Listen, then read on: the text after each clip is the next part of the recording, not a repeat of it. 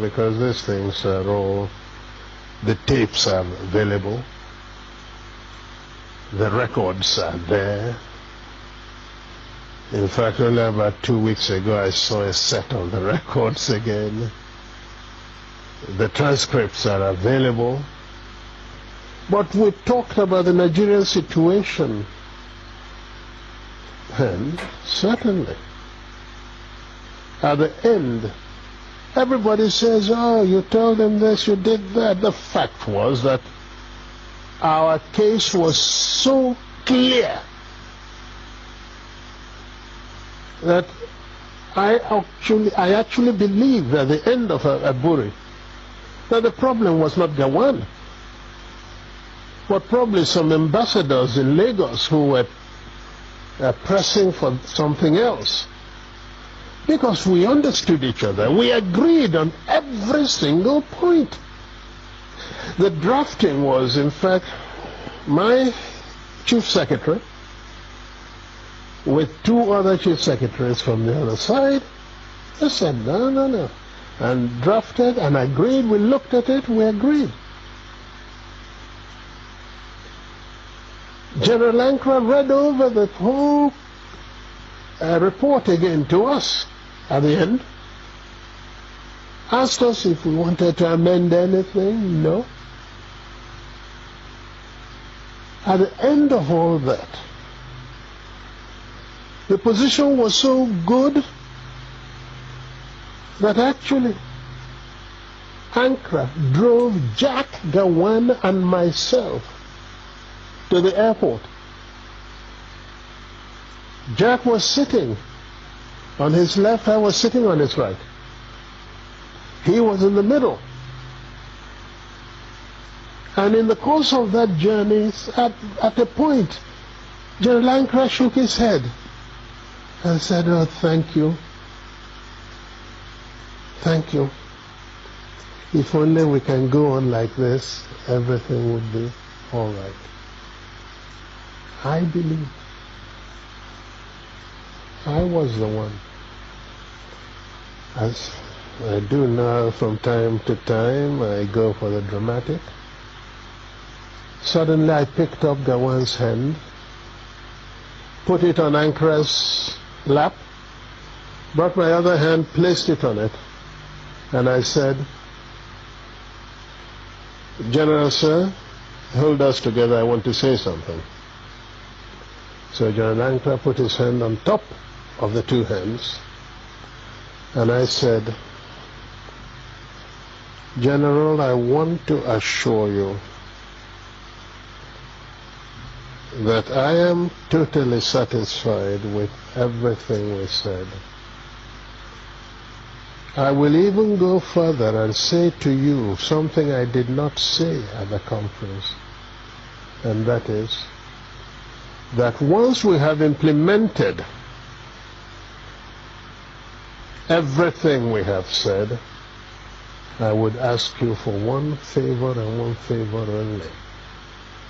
And that would be to be the one to propose Jack Gowon as a head of state of Nigeria.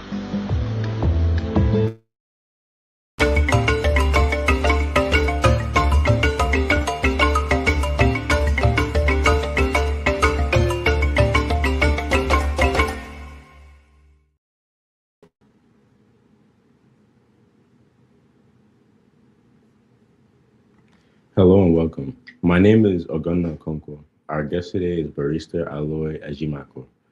Barrister Aloy Ejimakor does not reveal much about himself publicly, but the fragments he shares outline a man deeply shaped by history, identity, and law. He hails from Urula in Idioto North local government area of Imo State, a region where memories of the Nigerian Civil War remain vivid across generations. That history has profoundly influenced his life's work. Called to the Nigerian bar before relocating to the United States, Ejimakor pursued advanced legal training and built a career spanning both countries. He's a member of the American Society of International Law and the Association of Trial Lawyers of America. In Nigeria, he founded Aldubert Legal Services in Abuja, establishing himself as a constitutional and human rights lawyer. On his X account, he describes himself as an activist attorney, proudly and zealously defending human rights, including the rights of those demonized as miscreants on account of self-determination. Although he had represented Nnamdi Kanu since 2017, his role became more prominent after Kanu's arrest in Kenya and subsequent rendition to Nigeria. His role became more prominent after Kanu's arrest in Kenya and subsequent rendition into Nigeria. As special counsel, Ejimakor emerged as one of the most visible figures in Kanu's legal team, framing the case not merely as a criminal prosecution, but as a matter of involving international law, sovereignty, framing the case not merely as a criminal prosecution, but as a matter involving international law, sovereignty, and self-determination. His legal career includes several landmark victories. In 2022, he secured a $1 billion naira damages award against the federal government over the military invasion of Kanu's ancestral home during Operation Python Dance 2. The same year, he won a federal high court ruling declaring Kanu's transfer from Kenya to Nigeria, an illegal extraordinary rendition, with damages awarded to Kanu. In 2023, he obtained a high court judgment declaring the 2017 prescription of IPOB unconstitutional and affirming that the pursuit of self-determination is not a crime. The work has come at a personal cost. In December 2022, armed men invaded his hometown, attacking relatives, vandalizing property, and set fire to local market situated close to his family home. Ejimakor also found himself at the center of a major internal dispute within the Biafra movement. As sit-at-home orders imposed severe economic hardship across the Southeast, he publicly released a handwritten directive from Nnamdi Kanu ordering Simon Ekpa to discontinue the practice. The move triggered backlash from Ekpa's support and some fraction. The move triggered fierce backlash from Ekpa's supporters and some factions within the movement, but Ejimakor remained steadfast in representing his client. His activism has extended beyond the courtroom. In October 2025, he was among several activists arrested in Abuja during a peaceful protest demanding Kanu's release and was remanded alongside other demonstrators.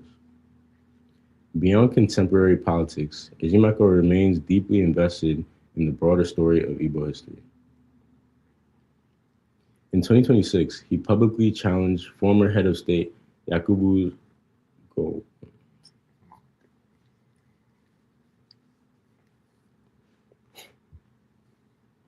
In 2026, he publicly challenged former head of state Yakubu Gowon's account of the Nigerian Civil War, arguing that Aburi Accord and its aftermath were misrepresented. The criticism sparked controversy and even threats from some northern groups. Whether admired or criticized, Aloy Ejimakor has built a career around a singular conviction: that the law can serve as a vehicle for historical memory, justice, and the defense of peoples who believe their stories have been misunderstood or ignored.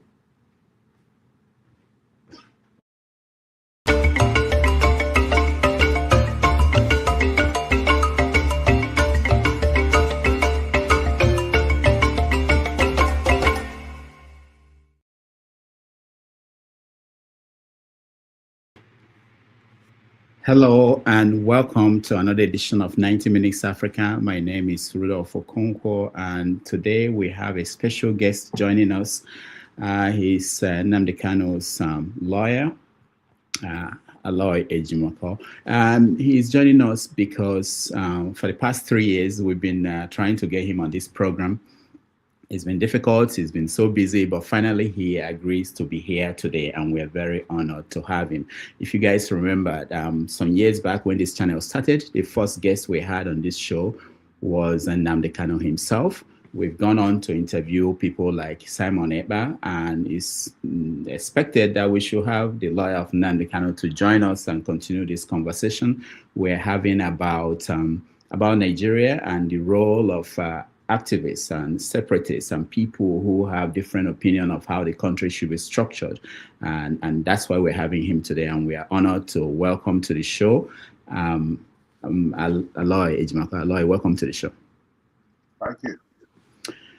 So let me start by asking, what took you so long to be here to join us? Can you hear me? I can hear you, but you can speak up a little bit. Okay, but he says I'm backstage. No, we can. You are now. We can see you. Everybody can see you. Yeah.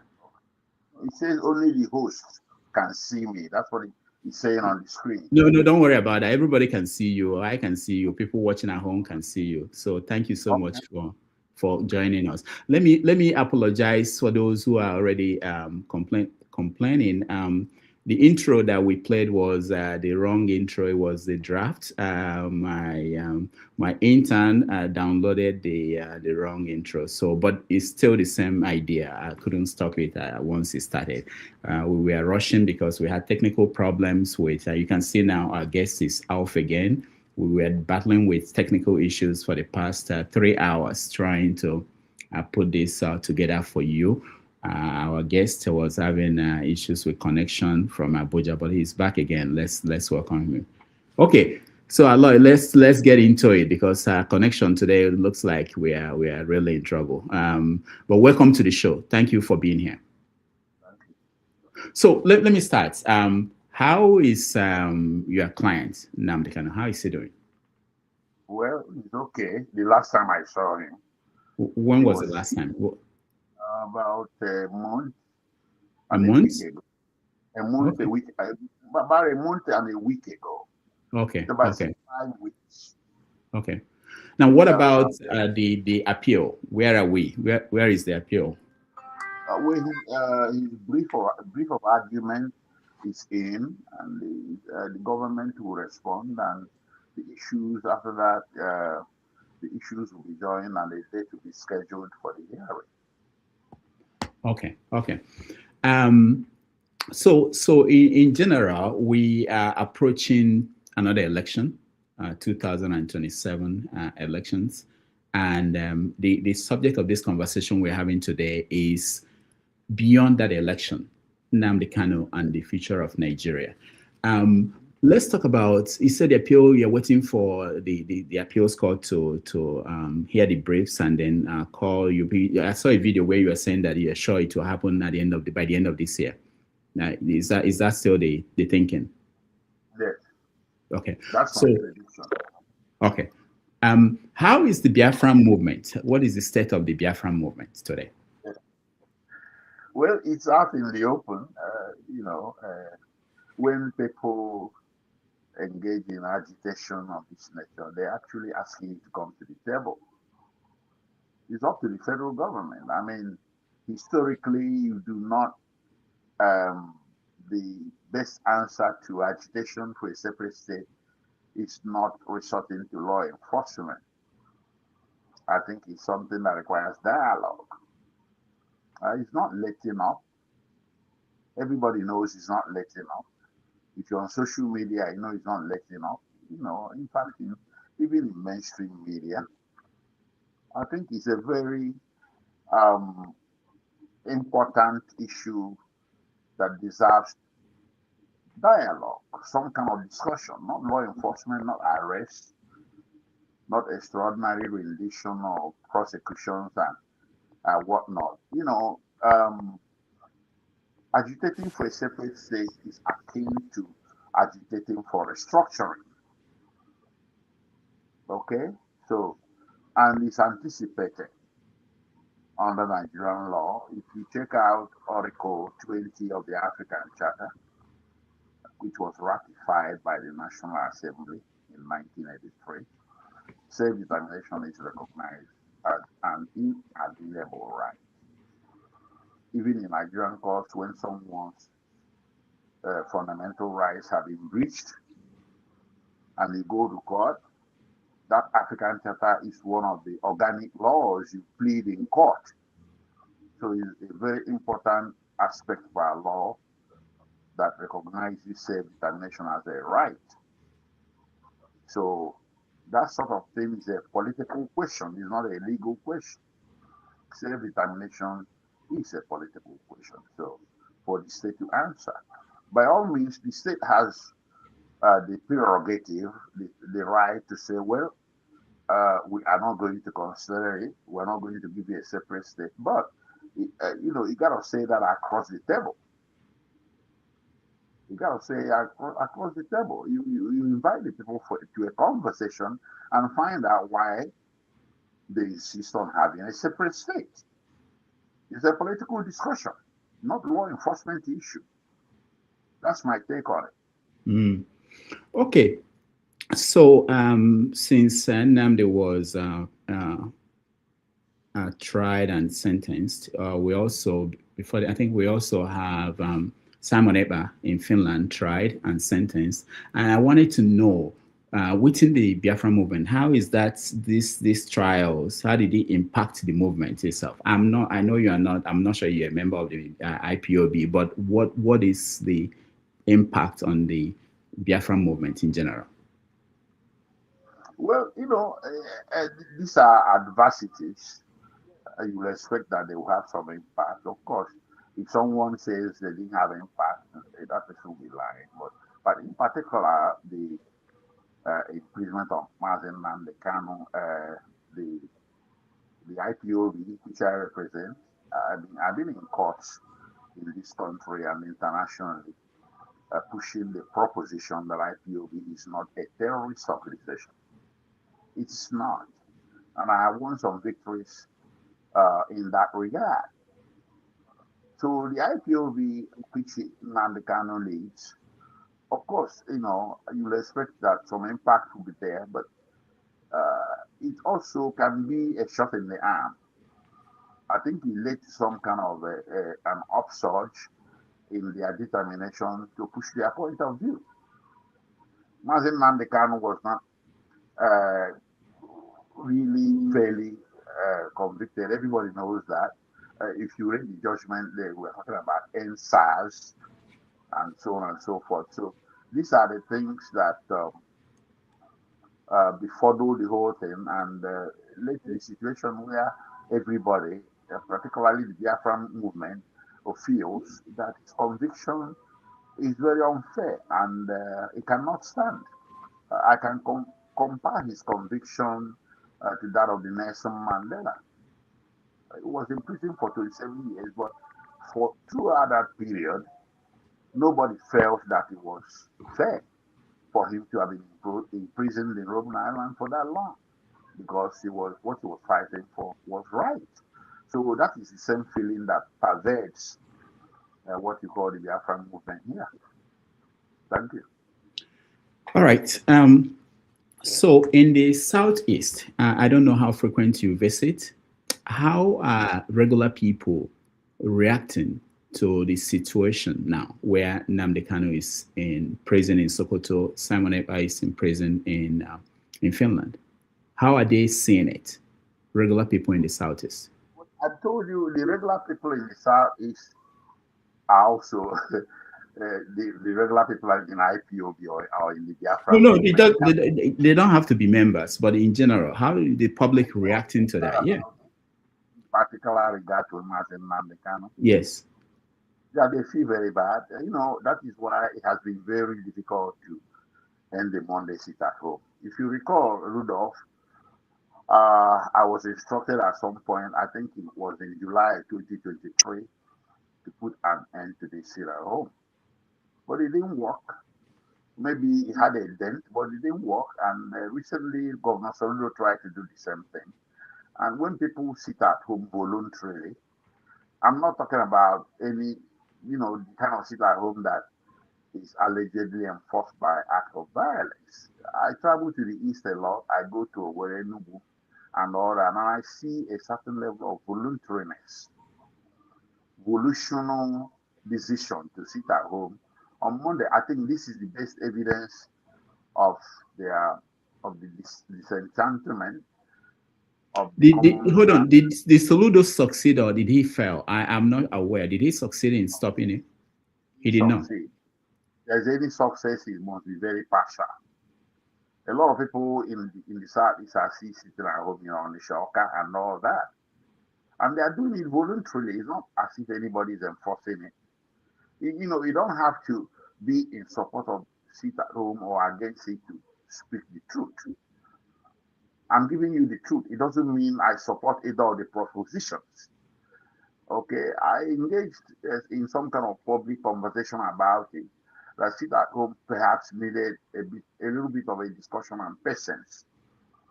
It doesn't mean that I'm supporting it or anything, but I'm giving you the truthful fact that even in Owerri, anywhere, Enugu, same thing. Enugu is most affected in the southeast. So I was in Enugu 4 or 5 days ago. From Enugu, I came to Abuja on the 3rd of June, and people play soccer, football on the streets on Mondays in Enugu, and there's virtually no movement. And it's not as if they are afraid of violence. They are doing it voluntarily. This is just the fact. What about schools? Schools and banks, are they closed? I mean, of course, schools are not affected. In some places they are, but a lot of schools have reopened. But I'm talking about the common man on the street. That's what you asked me. So it affects the markets. It affects, all the side hustle on the street. Like you will see all these street markets in the neighborhood, they are closed. And you have a hard time, getting, buying 1 or 2 things that you need and so on and so forth. So it is just there. And if you ask them, they will tell you they are sitting at home for Nnamdi Kanu. But once Nnamdi Kanu is released, they will stop sitting at home. How can anybody quarrel with that? That is their position. Those that are sitting at home. It doesn't mean that it is southeast wide. There are people that are not sitting at home, but by all means, we have to tell ourselves the truth that vast majorities are still sitting at home on Mondays. There's some activists, Biafran activists that I hear from, and they say that people in the Southeast have moved on to, they left Nnamdi Kanu locked up, they moved on to start talking about election and the 2027 election. Is that how you see it? Well, I don't see it that way. I don't know whether people expect that entire Southeast will troop out on the street and be having demonstrations every day. Rudolph, it comes to a point where you have a feeling that maybe someone somewhere is plotting to provoke the entire Southeast to something. It is like they're poking their fingers in the eyes of people of the Southeast. Well, as we speak, right now, Southeast is still part of Nigeria. And everybody is talking about the elections, and you expect Southeast not to talk about elections. They have no choice. They have no choice in the matter. But it doesn't mean they are happy. People are not happy. You saw how the City Boys movement was treated in Owerri. Once in a while, you see a burst of disenchantment, of unhappiness here and there. People are not happy. If they have to participate in elections, they feel they have to participate in elections because they are still part of Nigeria.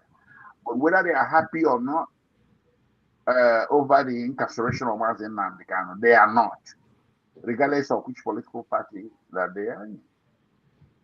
So how is the politics of 2027 playing in the Southeast? Well, what I see is a lot of realignments. Quite frankly, it appears to me that Peter Obi is a very strong factor in the politics of Nigeria as a whole, not just Southeast. You saw what happened when he was in ADC. The moment he left the ADC to NDC, this whole crowd followed him. We also have a situation where APC is in power. So everybody has to contend with the power of incumbency as well. But we're looking at a situation where perhaps 2027 will be the last opportunity Nigeria will have to get it right, to have free and fair election. If it doesn't, maybe there could be some kind of conflagration. Excuse me. So I know that, people expect that to happen. They expect the election to be free and fair, and if it doesn't happen, there could be this burst of anger in the country could go overboard and lead to some kind of breakdown of law and order. When you meet Nnamdi Kanu in Sokoto, do you, apart from legal strategy, do you discuss the political situation in the country with him? Well, Nnamdi Kanu himself, is a political animal. He's very vast in politics. You could see that a lot of predictions he made about the country came to pass. So he's very keen about the political trajectories in the country, and so on and so forth. And you saw the Sokoto Declaration. I don't know if you saw it. Mm-mm. Did you hear about the Sokoto Declaration? No. Oh, by him or? An ally of Biafra called Mike Arnold. Okay, I know Mike. Yeah. So, well, that's it. So that for him, politics is his second nature, and we discuss it, for the fun of it. Sometimes for analytical purposes, and so on and so forth. So he's able to follow what's going on in prison. Well, they have. He's in prison. He's not in police cell. They have television there. They have access to newspapers and so on. Yeah, and of course, the only thing is that you cannot walk out and go out on the street or whatever. Most of the things that you have outside the larger society, you find them in the prison as well. The television, newspaper, and so on and so forth. So he's able to keep himself informed. And he feels a lot of visitors. Maybe Rudolph, you could come to Nigeria and pay him a visit. You take me there. When I come, you take me to him. Yeah, I'll go with you. A lot of people have come from the United States. People from Avid and so on and so forth. If you have come from Europe and from Nigeria here, he has received a lot of visitors, including traditional rulers and all that. And every visitor is a working piece of information, a point of information. So whoever visits, whatever you tell him he discusses, he's a man that listens and he wants to learn and everything. So he's not incommunicado. So he knows what is going on. I have interviewed him 3 times, so it's not, I know him fairly well. But I wanted what does he think? Because the way I knew him during the interviews and other interactions with him is different from the way people who follow him sometimes react to public issues about him. Is he worried about that? Well, I didn't quite get that. No, I said the way people who follow him. You just said that he listens to people. The way people who follow him react to issues is different from the way he reacts to issues. You know him very well. You've been around him. Is he worried about that?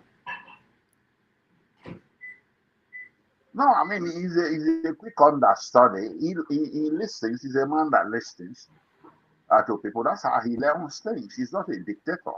Is that what you're asking me about? No, not about being a dictator, but in general terms. Can you hear me? Yeah, I can hear you. I can hear you. There's a delay a little bit, but I can hear you. I can hear you. Aloy, go ahead. Hello? Yeah, go ahead. I can hear you. Yeah, he's a very democratic-minded person. He listens to people and he learns a lot. If you don't listen, you will not be as smart as he is. He's a very intelligent man. You cannot be a man of intellect and not listen to people. He does. listen to people. All right. So we're going to talk about if you can go into a little bit more details about the strategy moving forward in terms of the appeal. There are some lawyers who have come out to. Hello? Can you hear me? Yeah, I can hear you. Okay, Yeah. okay. All right. So in terms of the appeal and the strategy you have, there've been so many lawyers who weigh in and say that this is what they think you should be doing. Are you consulting? How are you running the appeal? I know that you are the special counsel. Are there other people who are behind the scene helping or doing things? Yeah, sure. There are a lot of lawyers helping, and they are doing it voluntarily, pro bono. You see from the news, a lot of lawyers are paid in this, in Sokoto, and so on and so forth. So people do contribute their ideas, and he contributes ideas as well. He does a lot of research, so he has his own strong opinion as to how things should go, and so on and so forth. So there's a democratic approach to it. I think everybody is pretty much in the game that everything should go well at the end of it. So that is the goal. You mentioned political solution. There was a time that people were talking about that political solution. How are the political leaders in the Southeast? How are they approaching that political solution? Is there anything going on along that line? Well, it's not everything that is going on that should be discussed in the open, except those ones that came out in the open themselves. You will notice that one of the political leaders, one of the prime ones, the governor of Nnamdi Kanu's home state, paid him a visit in Sokoto. Are you aware? That it said again that the governor Soludo did what? Oti, okay. Oti did what? Oh, he paid him a visit in Sokoto. Oh, okay, yeah. I'm aware of that, yeah. Okay, that is the best evidence that something is going on. So I'll leave it at that.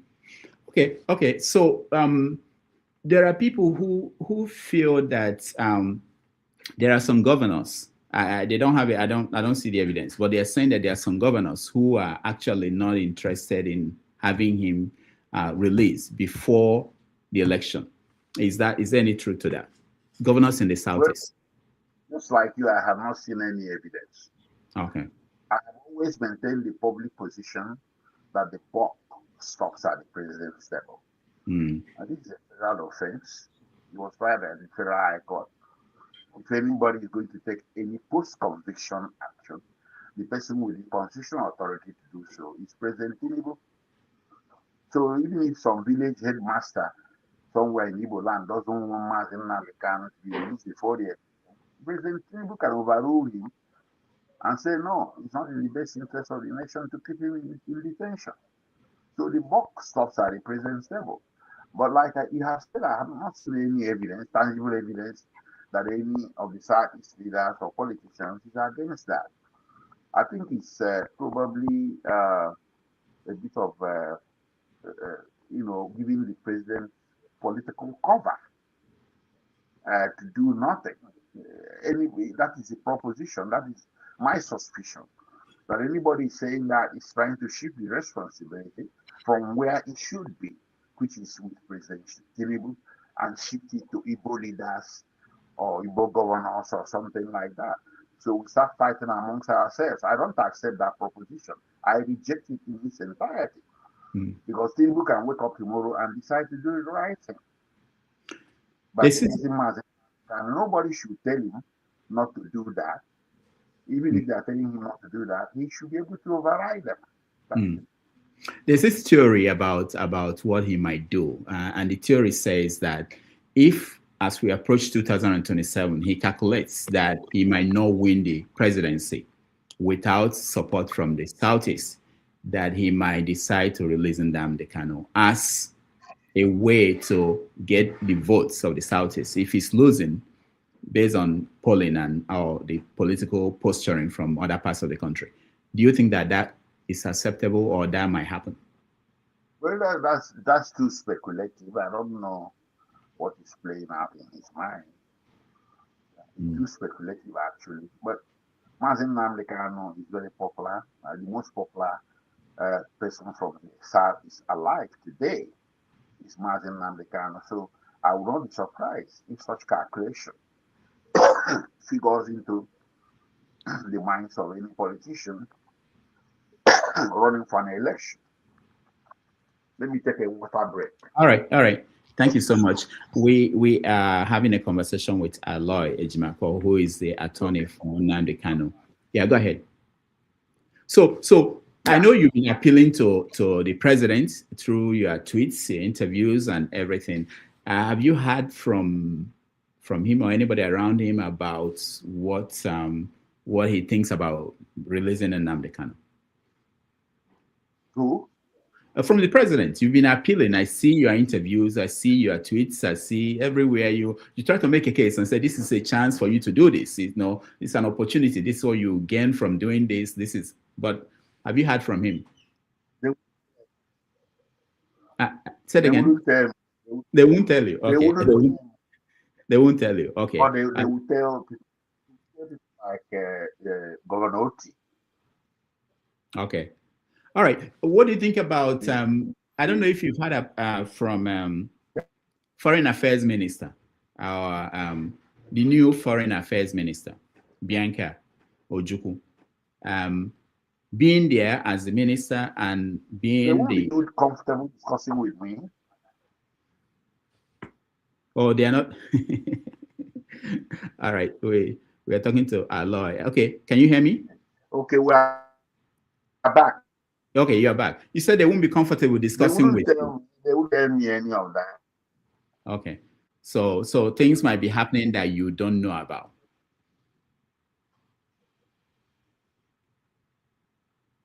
Is that what you're saying? All right. We're going to have a lot of internet issues today, and our guest will not be here for so long. So what I will do is I will make my one-on-one conversation with him brief so that we let people come in and be part of that conversation. I was warned ahead of time.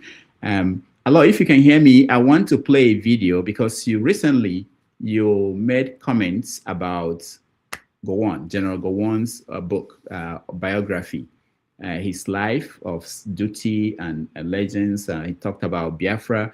You published tweets and other commentary about the book. I want to play a video of one of the reactions that you got from people who saw your commentary on that, and then get your reaction to that. Here to warn Nnamdi Kanu barrister Aloy Ejimakor that this should be the last time, this should be the first and the last time you will call the name of General Yakubu Gowon, or you would disrespect him. We, the Northern Nigerian youth, will not tolerate that. General Yakubu Gowon is our role model. General Yakubu Gowon is our father. General Yakubu Gowon is our leader.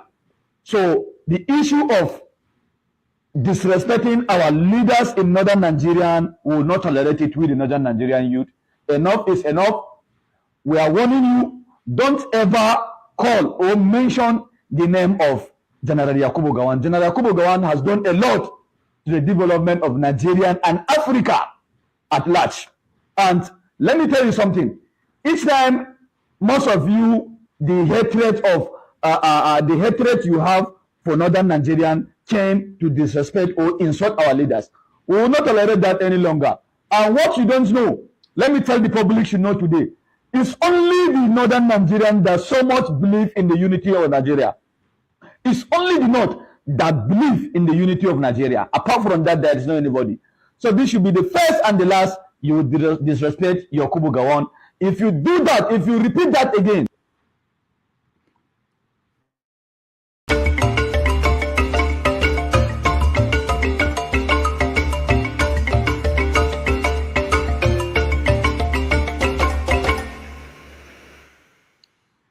All right, we'll wait for our guest to join us again.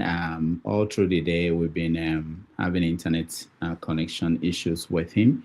I want to know what he thought about the book, whether he read the book, and continue our conversation with him.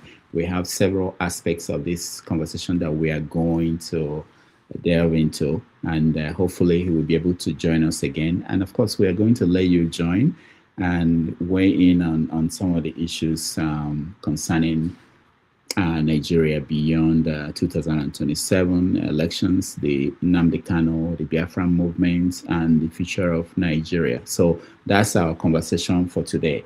Our guest, we will wait for him to join us again, and we will continue the conversation. Thank you so much for being here. Let me start with you, Barrister Ejimakor. I mean, it's taken 10 years after he was first arrested to get to today's verdict and sentence. What questions does that raise for you as a lawyer? Well, the verdict, both the verdict and the sentence. All right, our guest is here. Let's leave that video for now. I played a video of this guy warning you to stop disrespecting Gowon. I don't know if you've seen the video. Okay, the Dambature threatening me? Yeah. Have you seen it? I've seen the video. I even put it on my Twitter handle. What did you do? What? What did you do? Why was he warning you? I don't know. He identified me by name and said, you Aloy Ejimakor, Nnamdi Kanu lawyer. Maybe it's because I am Nnamdi Kanu's lawyer. Rudolph, I don't see anything I said that might have provoked that young man. I simply engaged in my right of free speech. If no one felt that his book shouldn't be criticized, maybe he shouldn't have written the book. I'm not a small boy. I was a grown-up during the war. I was a habit away from actually participating in a battle, but I did perform some military duties that was consistent with my age. And I wasn't an illiterate. I was in school, and I knew what was going on. I knew about Aburi. I have seen the document myself, so I felt some of the things General Gowon said in the book were not accurate. And I came out and said so. That's what provoked them. Did you read the book? Yeah, I did. I did a quick read up of the book, yes. Apart from the Aburi, what else did you pick from the book that you felt was not wrong, was not right? Well, a lot of things, you know. His account of some of the things that happened, you know, it was not presented very well. You know, as a matter of fact, let me put it this way: I expected some contrition. You know, when General Babangida wrote his book and published it, there was a bit of, the contrition there was self-evident. Babangida debunked this thing about the first coup being an Igbo coup. Okay, he debunked it, and he was very, very clear about it. So I expected General Gowon to have made some things clear. At least there ought to be some exoneration of some sort for people of southeastern Nigeria who went to war. He tried to justify the war, and I don't believe that the unity of a nation sufficient justification for war, or sufficient justification for the type of war that was fought. So he justified what happened solely on the basis of unity of the country. What about the other things? What about people that were massacred before then? Where is the sense of justice? What about what happened in 1970 when every Southeasterner was given 20 pounds? He should have addressed all those things. He was the head of state. People tried to blame Awolowo and all that because he was the Minister of Finance. But Gowon could have, overruled him. What about abandoned property in Port Harcourt? He didn't address those things. And then what wrong was it that you don't see the battle and killed in such gruesome manner? So there are just so many things that were left unsaid, and those things that were left unsaid probably rang more bell than the little that he had to say to justify what he did. I'm not saying he's a bad man or anything, but he took some bad decisions. So I expected him to acknowledge that perhaps one or two decisions should have been taken. Maybe there are people who I wanted to say that there are people who are saying that Igbo people, people from the southeast, the old southeast, they should move on. That it's been a long time. Voice is echoing. My voice? You have to. It's echoing. I didn't get the words. I just got echo. Okay. No, I'm saying that there are people who are saying that people from the southeast, the old southeast, should move on. That it's been a long. It's not even moving. All right. Let's take a quick break. When we come back, we continue our conversation with Aloy Ejimakor, who is the attorney for Nnamdi Kanu. We'll be right back.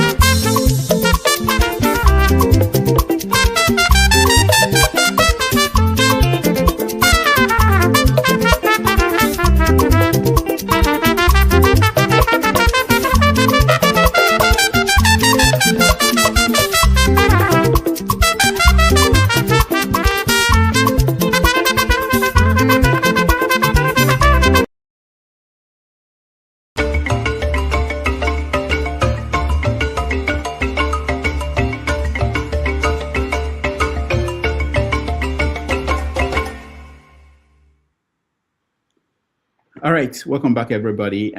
Because of network issues, we are coming back quickly so that we can touch on a few things and conclude, and also give you the chance to come in, and if you have a comment or question for Barrister Aloy Ejimakor, you can join us. So Aloy, you were talking about, before you said you couldn't hear me, I was trying to find out from you what you think about you talked about Gowon and the book, and I said that there were some people who were saying that the people of the Southeast should move on, that it's been a while that this war happened, that as part of healing, that we shouldn't, or the people in the Southeast shouldn't continue to pick on everything, even the books. What do you think about that? What do you think about that idea? Well, before you begin to say that the people of Southeast need to move on, you ask yourself, has the rest of Nigeria moved on? The rest of Nigeria hasn't moved on. if the rest of Nigeria has moved on, then Southeast wouldn't have experienced the sort of marginalization and red lines that we have seen since 1970 when the war ended. And those things are continuing. I mean, once in a while, you get a threat in Lagos by people who are telling you to go home. Sophisticated. Sometimes you have a threat up in northern Nigeria. And I don't think the people of Southeast are treated very well in the federal scheme of things. But those things are evidencing. All right. When he comes back, we will try to get him to join us via audio alone and see if the internet will cooperate with us. We really wanted to have a full 90 minutes conversation with him on all the aspects. Barrister, can you turn off your camera? Maybe that will help. Can you do that? Turn off. Just do the audio. To turn off your camera. Yeah, turn off the camera so that you can do audio. Maybe that will help with the internet. Okay. Okay. Let me see. Okay. Yeah, if you can turn off the camera, then the bandwidth will be. Okay. Yeah. Okay. Good. Okay. Good. All right. Keep talking. We know who is talking. We know it's you. I was saying that Nigeria hasn't moved on. If Nigeria has moved on, I believe that people of Southeast will be treated much better in the country. I don't think the people of Southeast are being treated very well. I'm sorry to say that, but that's my observation, that's my experience. And it plays into the politics of the country and so on and so forth. So if Southeast must move on, or Igbo in particular must move on, the rest of the country too must join hands together to also move on. That's my take on that. Was there, apart from the fact that you pointed that he did not answer in the book, Gowon, did not answer some questions you have, some people have pointed out that he did not express any remorse for any role of he played in what happened. Were there other things you were expecting from him that you didn't get? You see, we're spending so much time on this Gowon book. First of all, the book came so late in the day. Ojukwu wrote his own memo when he was alive, and Gowon was alive. Gowon wrote his book after Ojukwu has died, and a lot of people who would have contradicted him have died. So I believe the timing was wrong, and I also believe that there are a few things he left out. For instance, he did not sufficiently address the question of his inability to guarantee the life and safety of people of Eastern Nigeria within the federal structure. People from the East were going home in droves from the North and from the West, and they were being killed. Okay, they were being slaughtered, and so it was his duty to address those things. And Nigerian soldiers were complicit in those killings. The killings were not just being done by civilians and all that. It was also being done by Nigerian soldiers who were under his command. So he should have taken some responsibility for that and examined whether perhaps Aburi was the best solution to that. They went to Aburi, Ojukwu went to Aburi, a very wounded man, and his people were bleeding and everything. Igbos were being accused of all kinds of things, of having a national meeting and organizing a coup, if I thought such a thing is possible.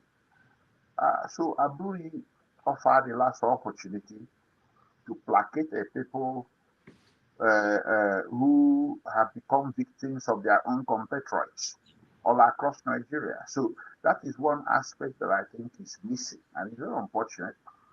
Yakubu Gowon should have addressed that and showed some contrition and accepted some responsibility that perhaps he needed to have done more to prevent that.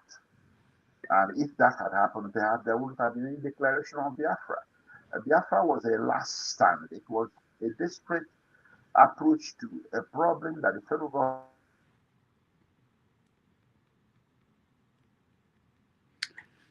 All right, even the audio is problematic. Aloy, can you hear me? All right, we're going to still connect to him, but I wanted to point out that he mentioned Ojukwu's book. The only book I know that Ojukwu wrote was Because I'm Involved. I believe that's the title. It's not, it cannot be considered a memoir about the war.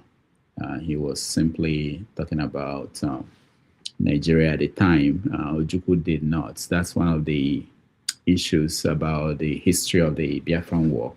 As far as we know, Ojukwu did not write a book while he was alive. Maybe he had something, a manuscript that hasn't been published, but Because I'm Involved, it's not enough to, didn't address any of the issues.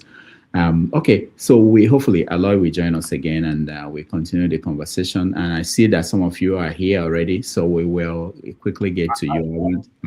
Yeah. I don't know how I stopped. Yeah. You were talking about, you were mentioning some of the things he did not address, and Yeah.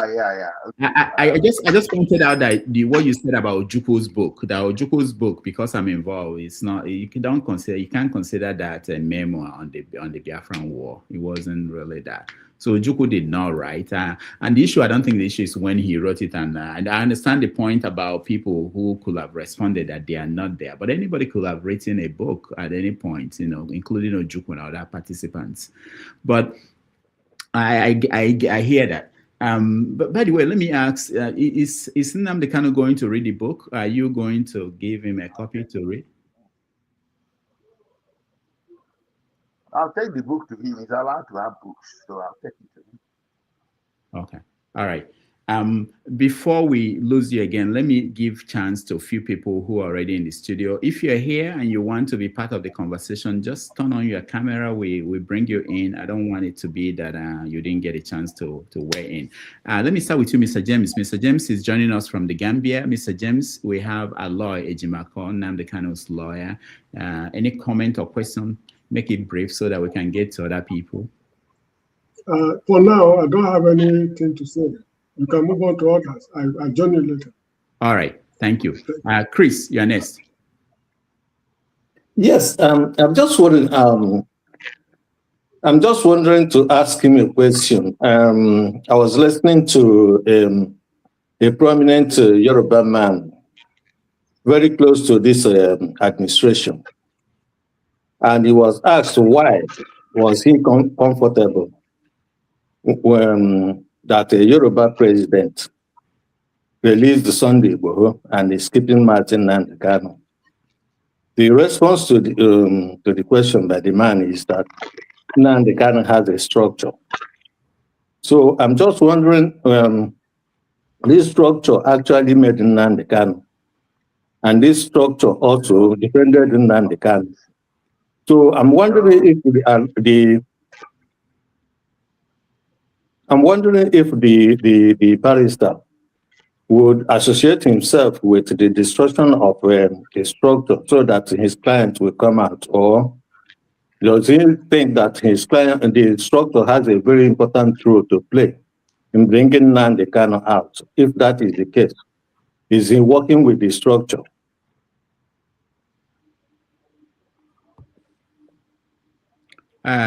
Barrister, did you hear the question?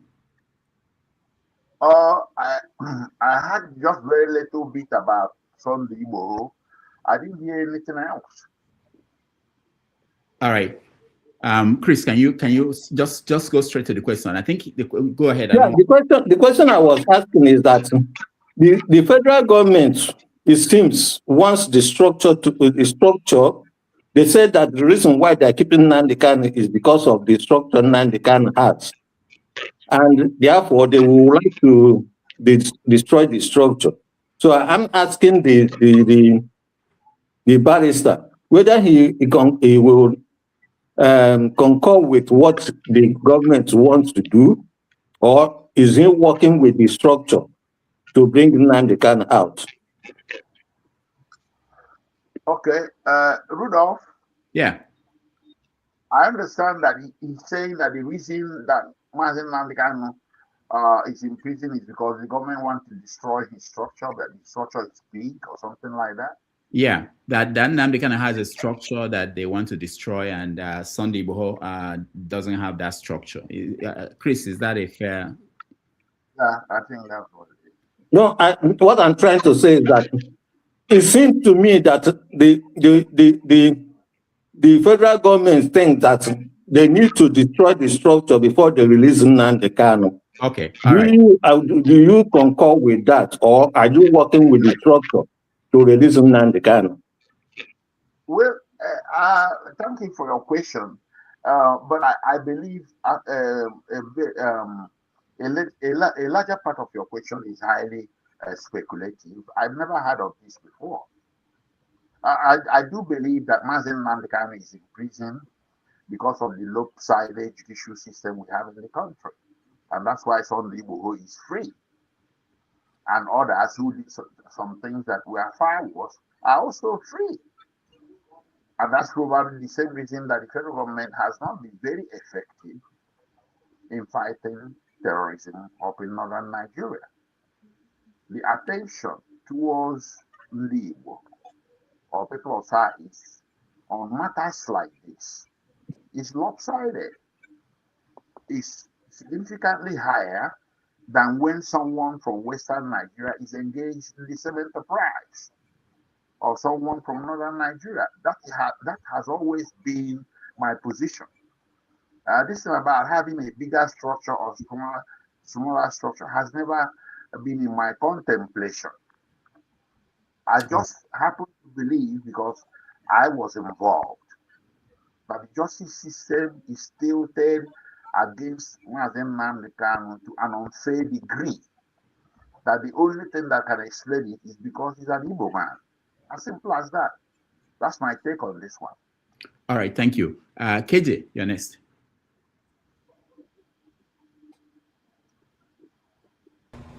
Okay, thank you so much. Thank you so much, Barrister Aloy Ejimakor. I want to commend you. I have followed your development and the way you have chased the case, and I will be one of those who have been on it, reporting whatever is going on. Recently, there was a visit to Sokoto by a certain lady called Lolo Nneka Chimeze, and she has now become like more of an adversary than a supporter of Nnamdi Kanu. Either to what she actually told the people of the Asa East before she started this quest to discover the truth, according to her. The question would be to you is, why is she more vehemently contending against Nnamdi Kanu than actually being able to do what she said she was supposed to do? Because she claims to be a journalist. That's one. Do I have more than one chance? Yeah, let him answer this before you. So why is Madam Nneka now more concerned, trying to give Nnamdi Kanu a label that nobody has ever given him? And it seemed to somehow feel very bitter in the mouth, because her initial statement were that she was out to dig out what was going on in the Southeast, for which she said she was able to dig out, wherein she knows that those who have been performing evil in the Southeast. How come now midstream she change her mouth? Are you in contact with her and the reason why she's doing this? I am not in contact with her. I don't think I will even cherish that. The same thing you are seeing on social media, I am seeing the same thing, and I'm shocked that it's happening. And I'm also very disappointed. I don't think it should be that way. She alone knows why she's doing what she's doing. I don't know the point of view she's doing or any agenda. Can you hear me? Yes. Okay. So I just hope that Okay, thank this you. kind of What representation and everything. I'm not in contact with her, and I don't have any intention of being in contact with her. Not at all. Thank you. Okay. Okay, hold on, KJ. Let me take two questions from the comments so that if anything happens, we at least we give them the chance. So, Barrister, there's a question for you here about who pays you and how much do you get paid? Who pays? Nobody pays me. I don't know why people are so interested in that. You know, this is part of the problem. I don't know why somebody wants to know who's paying me and how much I'm being paid. I mean, That's not you're a public figure, so they can ask. You give them answer that. Yeah. It's not a fair question. You know, anybody asking that question already expects certain answers that they will take to social media or anything. If he has any evidence of anybody paying me, he should bring the evidence forward. Okay. This other question, there appears to be a confusion about what. Am I being paid right now? Am I not defending Nnamdi Kanu? Am I not defending Igbo right now? It appears to me that what is indicating is that after this interview, I'll now go and cash out somewhere. It doesn't happen that way. All right. But Rudolph, I was with you in America. I made a lot of money in America. I have invested in this thing. I was a very big lawyer, very successful financially in America. You can hear me out. So I was not motivated to do this by money. I was an activist before I came into the picture of Nnamdi Kanu's case. I had always done one or two things for Igbo. Anytime it concerns Igbo, I handle the matter very much, very aggressively to defend our people. And I don't do that with cap in hand looking for money to be paid, looking for someone to pay me. I don't know why our people are so keen on that. But by all means, anybody who's asking that question, if you have hundreds of millions to give me now, bring, I will take. But this thing, we're not motivated, not just me. We're not motivated by being paid or whatever. Let me give you an example. Someone like Kanu David SAN, who represented Nnamdi Kanu briefly, he wasn't paid. I think someone tried to compensate him. He said no. He even brought lawyers that he was giving those lawyers his own money. And I am not different from that. Okay? I've had occasion to also be very good to some of the lawyers who work with me, especially the younger ones and all that. And if they don't have transport or they want to buy fuel for their car or what have you, we do these things.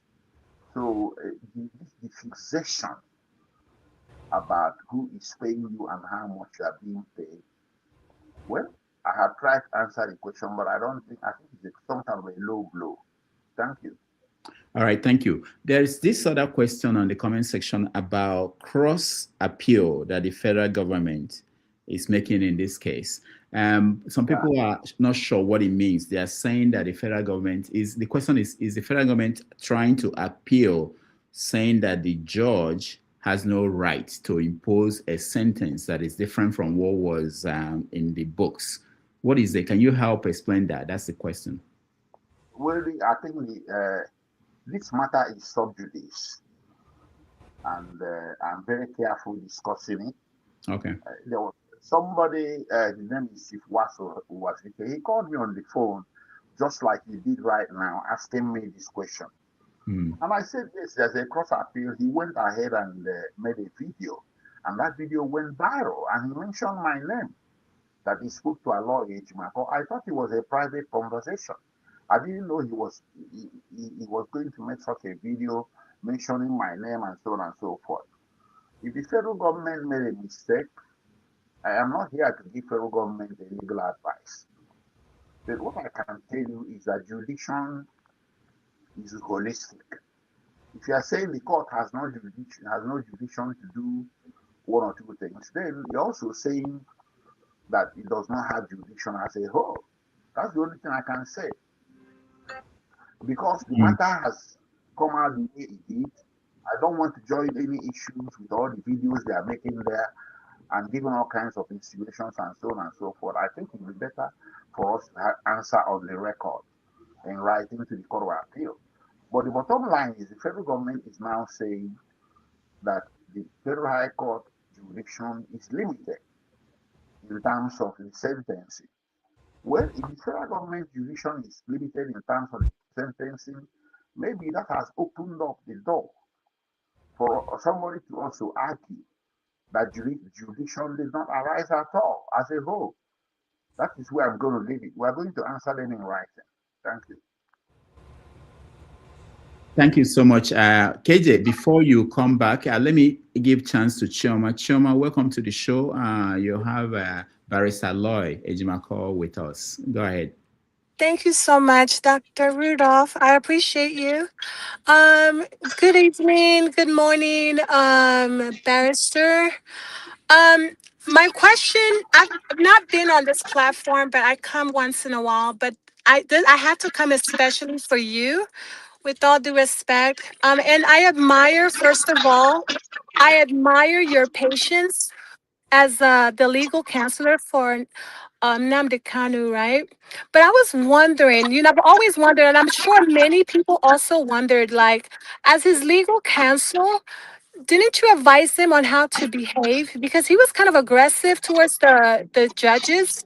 So I was thinking, with all due respect, like, did you guys ever had a conversation on that, on how to conduct yourself in a court of law? Because like he was acting like a free civilian, like, I mean, he was acting like normal, like me and you, as if we're free. But he's in custody. So normally, when you're in custody, there's a way you ought to behave, especially in court, right? So I was wondering, did you ever have this discussion with Nnamdi Kanu? That's all I needed to know. Thank you so much, sir. Yeah, thank you for your question, Shoma. Well, yeah, of course, he's open to our advice, and we do, in fact, give him advice.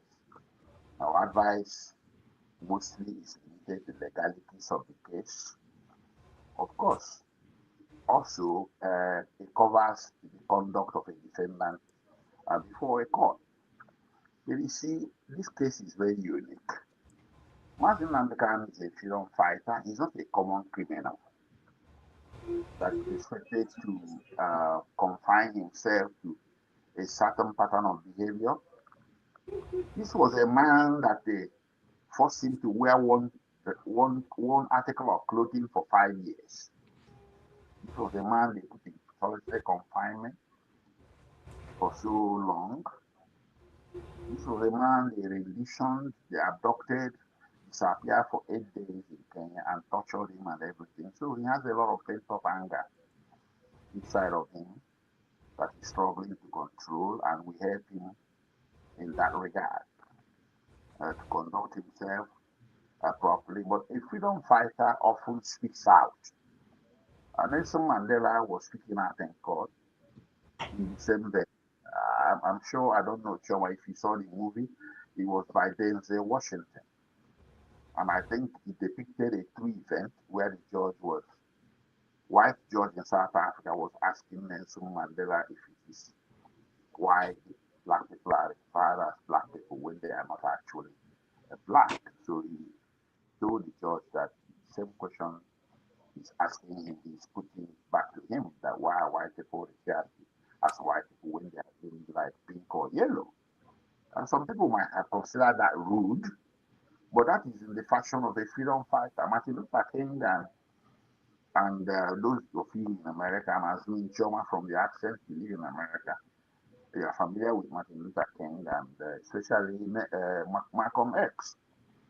They were not very beggarly in their approach to issues, even when they were under arrest. They still found the opportunity to speak truth to power. They still found the opportunity to speak freely.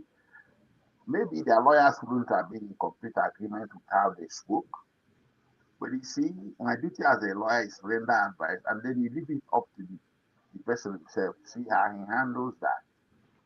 So his manner of speaking a lot of people might have found it offensive, but that very chapter was closed when he rendered an apology. So I don't believe that it is an open wound. He rendered an apology to the court and everything, and we consider the matter closed since then. Thank you. All right. Thank you, Choma. Let's go to Ernest. Ernest says you're Ernest. Question or comment? Make it quick. We are running out of time, and we want to make sure that his battery and internet will hold up while we do this. Go ahead. Okay. I joined the show a little bit late. I just want to ask the option of dialogue or out of court settlement. Is it still going on? If it's no longer there, what do you think is the cause why the federal government don't want to opt out of court settlement? All right. Thank you, Ernest. Well, you see, I don't know something that could be said to be too early in the day or too late in the day. Nnamdi Kanu was convicted and imprisoned last November. That's probably 7 months ago.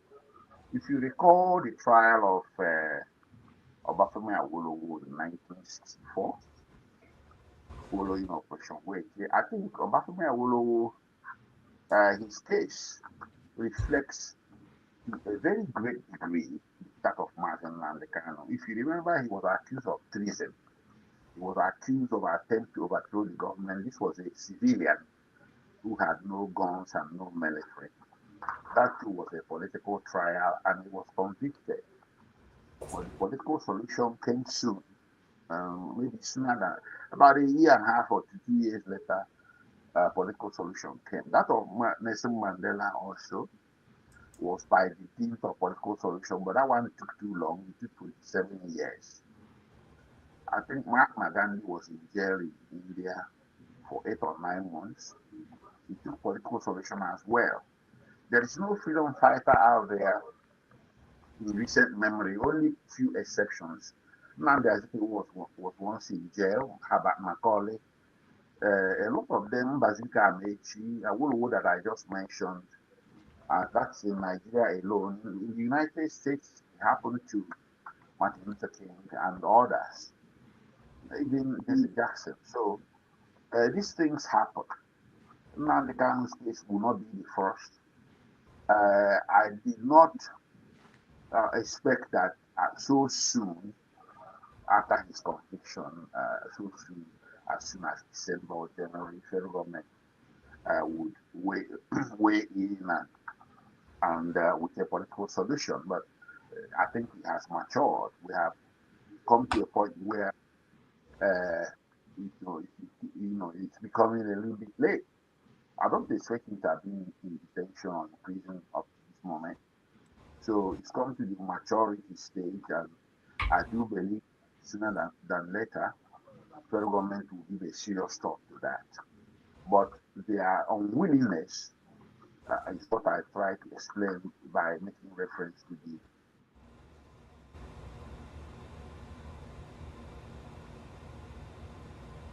Barrister. as people would not like it to happen. Thank you. All right. Thank you. Let's go to Bonaventure Oti. Oti, welcome to the show. We have Barrister Aloy Ejimakor with us. Hello. Good evening, everyone. Good evening, Council. Okay. Well, I'll ask you a general question. Well, from your experience, from what you've gone through defending Nnamdi Kanu, so do you still believe in the Nigerian project? And if you do, what sort of Nigeria are you? I mean, are you invested in? Well, you see, there is a thin line between my views about Nigeria regarding the case of Nnamdi Kanu and my views as a Nigerian citizen.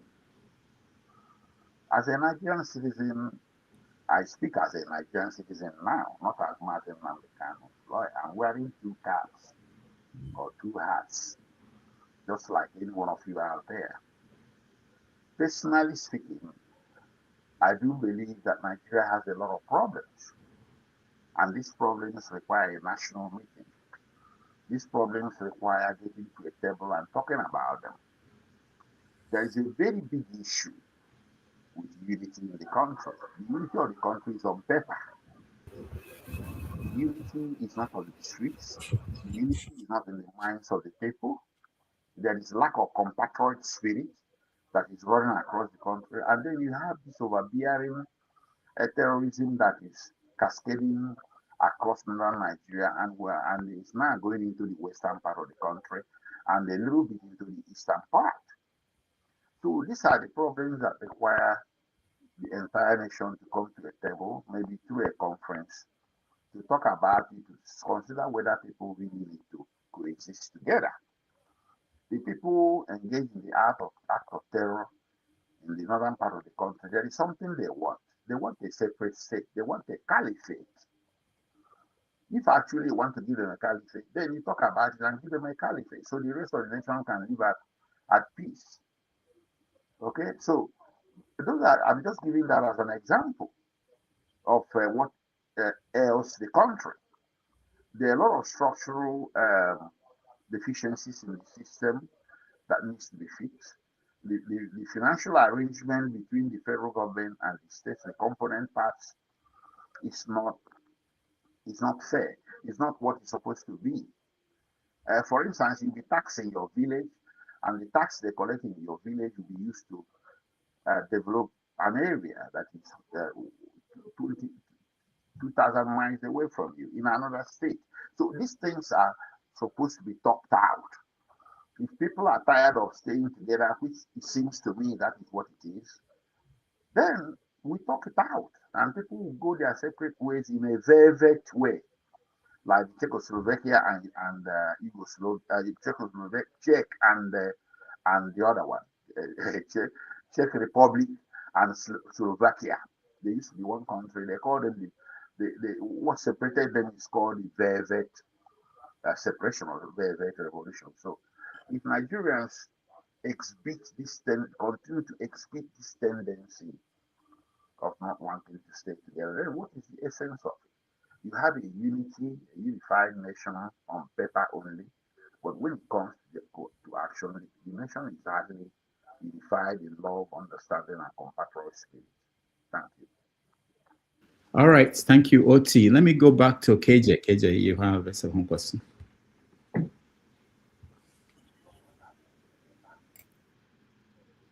KJ, we can hear you. Okay, can you hear me now? Okay. All right. Barrister, again, I want to thank you for all your good work. I want to find out, there are so many speculations in the international or in the social media. Do you have any international bodies backing this demand and the release of Nnamdi Kanu? And if so, how well is it going? And then finally, my final question, how be it, again, from social media, publications and all that, certain individuals are accusing Mazi Nnamdi Kanu's family of being the ones perpetuating or causing confusion, so much so that the family and the group, IPOB, are not working together. Is there any truth to this? Because I do not understand why people are writing about this and continuously trying to say that the members of his family are the problem in the world. What's your take, sir? Well, regarding your first question, the United Nations have done something about this in July 2022. It's an international body. Nigeria is a signatory to the UN Charter. In July 2020, the United Nations came down with a directive. Diplomatically, it's called an opinion, but it's a firm decision. That Mazi Nnamdi Kanu is a victim of extraordinary regulation and therefore should be released. That he shouldn't have even been tried at all. That's as international as we can get. And recently, there was a resolution introduced in the House of Representatives of the United States by Representative Jones, I think Jim Jones or Jones. I know about James I've forgotten the first name. That resolution is very strong, and it's also in favor of Martin Nnamdi Kanu.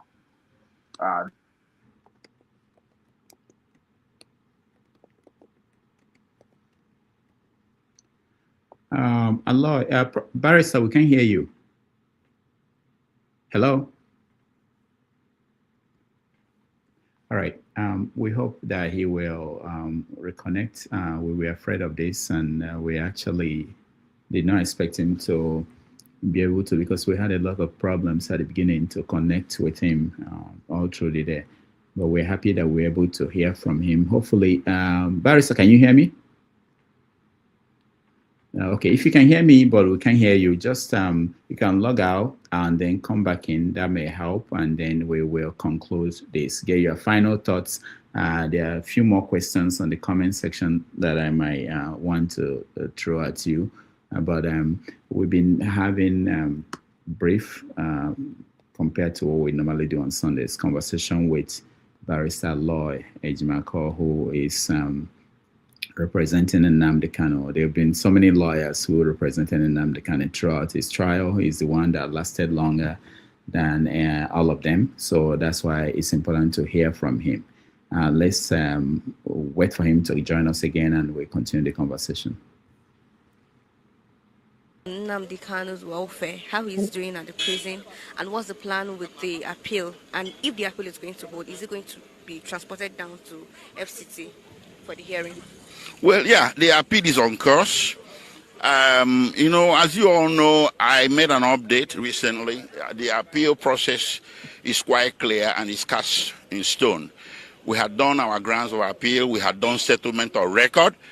The brief is on. The government will file its brief.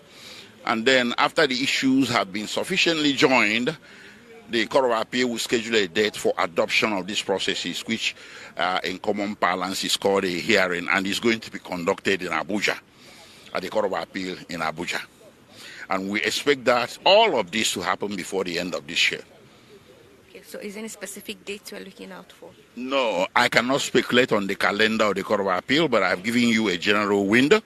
We expect that it will happen before the end of the year, because we also have an abiding interest in having this matter accelerated.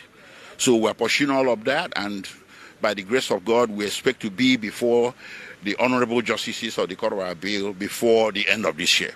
So how is his health generally? How is it doing? Well, he's healthy, he's very fit and proper. The last time I visited him, he was healthy. I think he exercises himself inside detention. He's a man of very strong spirit. This is not someone you can break. He knew the risks and consequences of fighting for your freedom, or of putting your foot forward for self-determination. Some of these things are predictable in third world nations, so he prepared himself. Even though this thing is not supposed to happen, the imprisonment is not supposed to happen, and the rendition that started it wasn't supposed to happen. The trial itself wasn't supposed to happen, not to talk of the prosecution. But we are facing reality. It has happened. So what we are doing now is seeking a way out of it, so that ultimately justice will be his. Justice will be done. That's our hope. Thank you. Thank you very much, sir. All right. I think he's having difficulties joining us. I will take a quick break. We'll reach out to him, and then we'll be right back. We'll continue the conversation on what is going on with Nnamdi Kanu and the connection to the election and the future of Nigeria. Stand by.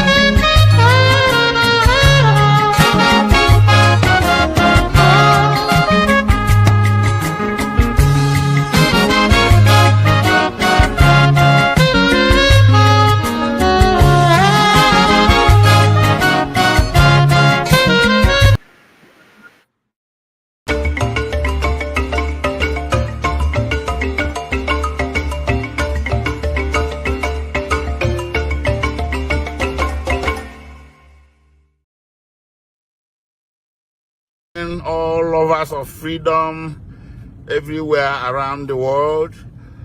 This second update today, the 5th of June 2026, is coming from inside the vehicle that is conveying us from the Kuje Magistrate Court, where we had a hearing. A trial was supposed to be conducted of those of us, including me and Showere, who participated in 20th October last year protest for the release of Nnamdi Kanu. Well, we were in court today. Unfortunately, the prosecution couldn't come to court.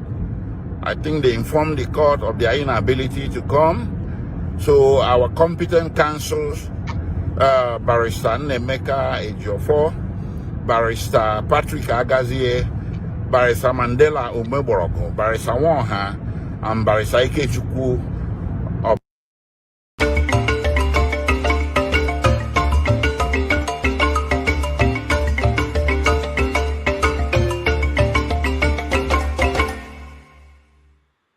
All right.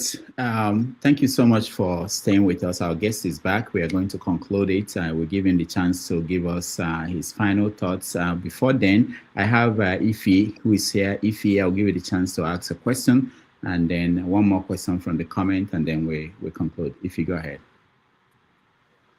Good afternoon, Barrister Ejimakor. I'm not seeing him.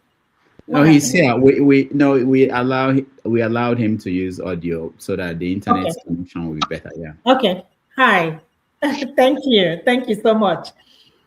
So I'm not a lawyer. I don't intend to be one. I will never be one. My younger sister is. In fact, there was a picture on this phone that she took with you some time ago when you people had a conference. I have a question in the sense of, especially when it comes to Nnamdi Kanu's case. Do you still believe in the Nigerian justice system? Because I mean, I might not be a strong fan of Nnamdi Kanu, but I don't think. If he's indicating that he can hear you, Barrister, can you hear me? I'm sure it will be the same. All right. So, can you hear me? You guys can hear me, right? Yeah, I can hear you. Yeah, I can hear you. We can hear you, Ife. That is the Nigeria they say is working on. Internet, just yesterday, we can't That's even what Chris told me. Chris said that it's working. And Oti is here. Oti will harass me. Yeah, Nigeria is working. That Chris told me that Nigeria is working. Is it this Chris or another Chris? Yeah, you, Chris. I'm just joking. Said Nigeria is working. Please don't mind me. I'm just messing with you. This is Rudolph. Okay. This is internet. This thing. Every country, we can't even get it to work. It's not 1960, it's 2000 and something.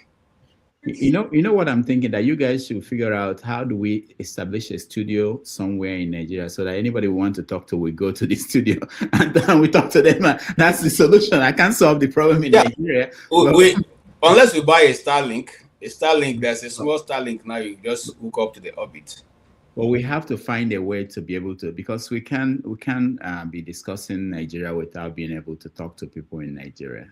It's not possible, but it's embarrassing. You know, I'm sure that in Kenya, in Ghana, they don't have this kind of problems. But he's back with us. It's not his fault. It's the fault of the system. But it's still buffering. It's not yet. But anyway, when he comes, he will take your question and then give us his concluding thoughts. Okay. Or maybe. Can everybody hear me? Yeah, we can hear you. Go ahead. We can hear you. Yes, we can hear you. I think the problem is that he cannot hear us. We can hear him. Okay, can he log off and log in back? He just did that. Hello. Yeah. Yes, we can hear you. Yes. Hello.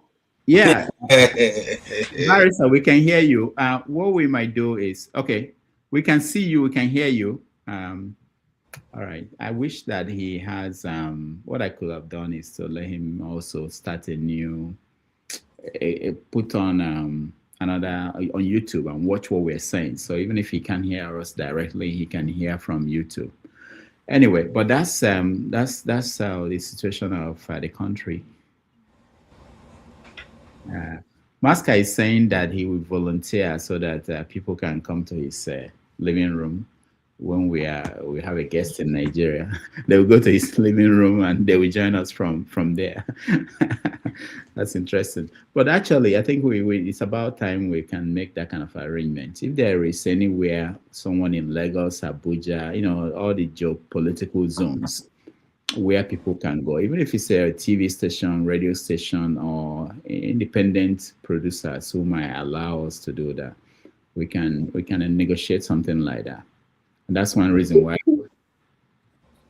why we need a funding to do certain things we dream about. All right, Barrister, can you hear me? Yeah, I can hear you. Okay, all right. Ify, go ahead. I can hear you. Okay. All right. I said good evening. So as I was saying earlier, I don't hear you. Okay, if you go ahead.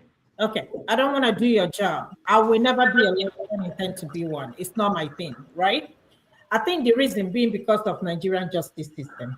In the case of Nnamdi Kanu, I might not be a strong fan of Nnamdi Kanu. I don't think he's hearing me. Go ahead. Just go ahead with your question first. Let's see. After that. Okay. So you being a lawyer in Nigeria, do you still believe in Nigeria's justice system? Because the way we look at it now, it's like we don't have one. I don't understand a situation where somebody that you are trying just because of what they said. I understand that, but you did not find a weapon of any type. But you sentence the person to life. But in the same justice system, in the same country, you have terrorists that have killed people, so many people, beheaded people. But those people were not even tried. They were rehabilitated and put back in the society. So I'm wondering the type of justice system that we have in Nigeria, that you rehabilitate one person, but you choose to send somebody to, death. Why will you not give the other person the same opportunity that you gave to the people that, the terrorists or the bandits or whatever they are called? And you as a lawyer, do you trust Nigerian system? Because the way I look at it now is that I don't think we have one, because we don't have a legislation, we don't have executive, we don't have anything. It just feels like the president has, monopolized the judiciary system in Nigeria. What do you think about that? All right, if he was just talking to us. Okay, I want to ask some of Ify's questions. Yeah, go ahead. Any lawyer in Nigeria will tell you that they.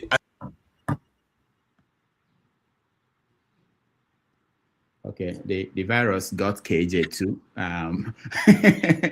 KJ, we can hear you. Okay, so now if you can hear me, what I'm saying is that any lawyer in Nigeria will say yes, he still believes that, because he's still going to go to court and face those lawyers, judges. So he's not going to say they are not this. He just simply say that, well, the cases sometimes don't go their way. That's one. Two, are they leaving other people and following Nnamdi? Because it's simple. He's an Igbo man. The golden fish can never be innocent amongst other fishes. Also, he's an Igbo man, simple and short. If it wasn't an Igbo person, this wouldn't even be a case. Okay? Because every one of us living in Nigeria now have come to see that what Nnamdi Kanu started talking in 2014, I quote the date, 2014 to 2017, have all played out. Okay, hold on, guys. Hold on, KJ, he's back. Let's see if he can answer. Can you hear me? Yes. Yeah, we can hear you. Okay. All right. So can you do it in one sentence, your question, so that he will answer you? Okay. So what I'm trying to say is that, one, do you still believe in Nigeria's system of, judiciary? The reason why I'm saying that is that Nnamdi Kanu was tried and sentenced to die. He was not found with any weapon.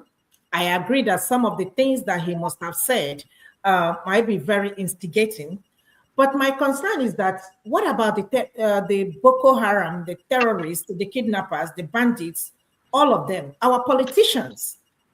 Why is it that they did not get, or they are not getting the same justice the so-called justice Nnamdi Kanu got. And I'm looking at it that you're going to rehabilitate somebody who has killed somebody, but you will not give the same opportunity to Nnamdi Kanu. I believe, I might be wrong, I hate to hurt some people's feelings, but that is how I believe that it's just because he is Igbo. Sunday Boho is working freely today. Okay, Ify, let's round up so that he can, because we want to. Thank you, Ify. I go ahead, Aloy. Can you hear me? Yes. If you make valid points, I don't know when you joined the program, but I had addressed this issue before. Okay. And I agree with you totally. The injustice levied against Nnamdi Kanu has no other rational explanation other than that he came from Igbo land. Okay. We just have to tell ourselves this truth. Okay. Very fair president in Nigeria. A lot of things other Nigerians can do and get away with, and no man will do 10% of that. He's not going to get away with it. That's just the harsh reality of the country, and it is not just in the judicial system. It's everywhere.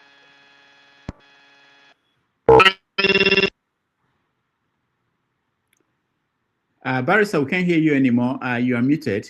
I think you're muted. We can't hear you. Unmute yourself. Unmute yourself. Okay, his connection is bad again. He can't hear me. All right. What we're going to do is, you can't hear me. Oh, I understand. I'll give you a call. Let me bring in a flagship. Good afternoon, Rudolph. Can you hear me? Yeah, I can hear you. Okay, I was just going to suggest that maybe you try the phone call pattern to see if that would help. Yeah, we've tried phone call. We are not set up like that, but we tried. You could dial on your phone and put it by your speaker. Okay. Let me just do that. So I before you speak, you just hold on. Let me call him. Okay. And then we can do that. But again, he's using the same phone. Yeah. It says Mike is muted. Okay, so what we're going to do, you can hear us through this, and then you can answer via this, so they can hear you. So go ahead. The flagship. They can hear me from here. Yes, they can hear you. Loud and clear. Can you hear me? If you did you hear him? Okay, yeah. He's very particular about making sure if he hears him. So okay, go ahead, Barrister. Hello. Yeah, go ahead, Barrister. Go ahead. They can hear you. Well, I was saying, Rudolph, you had asked me if it's not time for Southeast or Igbos to move on from what happened between 1967 and 1970. And I'm saying Nigeria hasn't even moved on.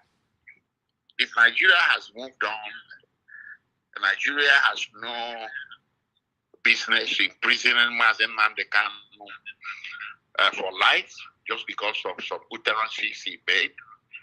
I made it clear in different fora that I appeared that no man gets to go to jail just because of what he said. There was no nexus, no connection between what he had said and any actual crime that happened. They lashed on to NSAS and so on and so forth. But guess what? There's nobody in the country who has been in prison for NSAS, not to talk of being put on trial, not even talk of being arrested. Mazi Kanu was not arrested and put on trial for NSAS, but in court they used NSAS against him, and he's here in the judgment. So if you're correct, the justice system is lopsided, but everybody is trapped in the system. And I addressed this issue differently when a previous caller had asked a question, and I said, well, it's unity on paper, justice on paper. Everything about nationhood of Nigeria is on paper, but in reality, that is not what is happening. So I say that it has come to a point where there has to be some kind of a national meeting to decide whether we are going to continue like this or whether people should find an alternative to the system. Thank you. All right. Thank you, Barrister. Let's go to Flagship quickly and get his view, question, or anything. Make it quick, please, so that we can. Thank you. It'll be very quick. Good afternoon, Barrister Aloy Ejimakor. It's good to speak with you. My question is this. I'm not sure when you saw Nnamdi Kanu last. I wanted to know if you have sought his opinion on his, well, let me not call them utterances, on his, the words that he spoke in regards to insecurity and how it's going to ravage Nigeria. We are seeing almost everything that he talked about happen in our nation with reference to insecurity. Have you asked him what his opinion is, or how does he feel about it? If his utterances were considered right, does he feel justified by what he said that he's been unjustly jailed for? Yeah, of course he does. A very good question. You know, when someone makes predictions, especially of the kind that he did, of the terrible things that were going to happen, in his hearts of hearts, he had hoped that those things would not come true, but they did come true. We have to face reality. And when these things came through, you will expect him to beat his chest and say, I told you so. He has a certain sense of vindication that what he had said had come true, had come to pass. He can't call it gloating or anything like that. He's not too happy about it. But it's a sense of vindication that, you know, at least people who didn't believe him are beginning to look at things differently now, that a lot of those things that he predicted has come to pass. Thank you. All right, thank you, Patrick. Let's give an opportunity to forefathers. You're next. Greetings, Dr. Damages. Thank you for having me, and greetings to all the panelists, the chat, and the viewers, and special greetings to, I don't know whether he has a title, Barrister Aloy Ejimakor. Thank you for joining us today. I just have one brief question regarding what you think about the treatment of your client, Nnamdi Kanu. Based on how nations behave, I do understand that Nigeria has, issues with some sections of the country, and there is bias, unequal treatment under the law that goes on in Nigeria, and maybe even other countries too. But from what you know of the law, some of the things you've heard from Nnamdi Kanu, you've heard him say and do, would most countries in the world, especially Western countries or the Chinese, what do you think they would have made of some of the pronouncements of Nnamdi Kanu, like threatening the state with violence and some of the things he has said that we have all heard? What do you think Western countries should do, like the UK? Thank you.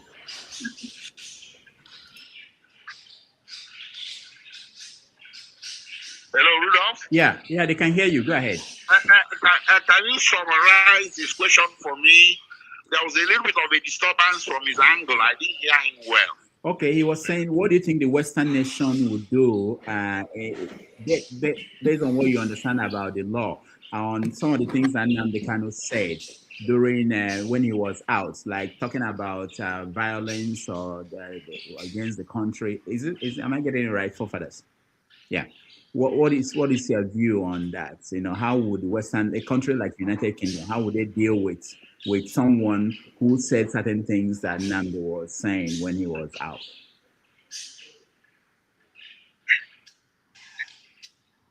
You didn't hear me? You didn't hear me? We can hear you. All right. We have a problem again. So can you say something?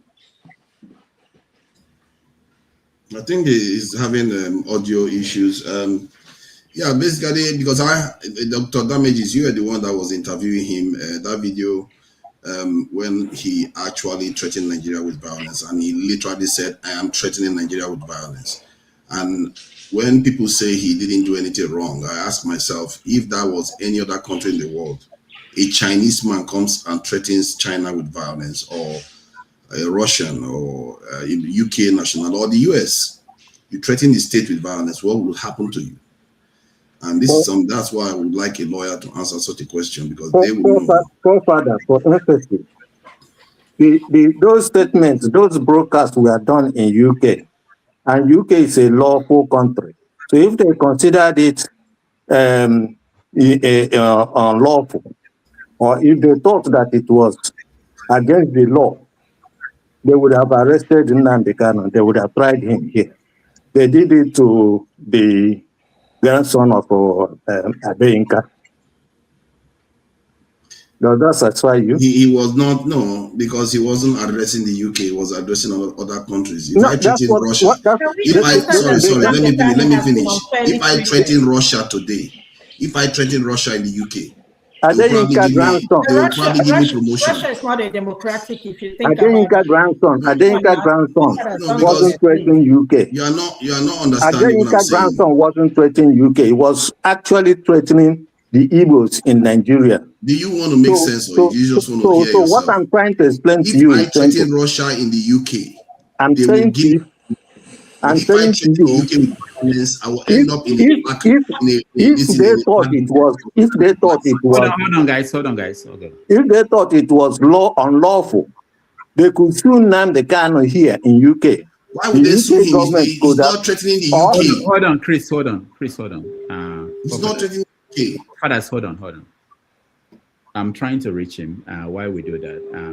Let me just say that what Chris is pointing out is that Adeyinka grandson was in the UK, and he was threatening that he would poison Igbo people in Nigeria, and a lot of people in the UK reported him to the government.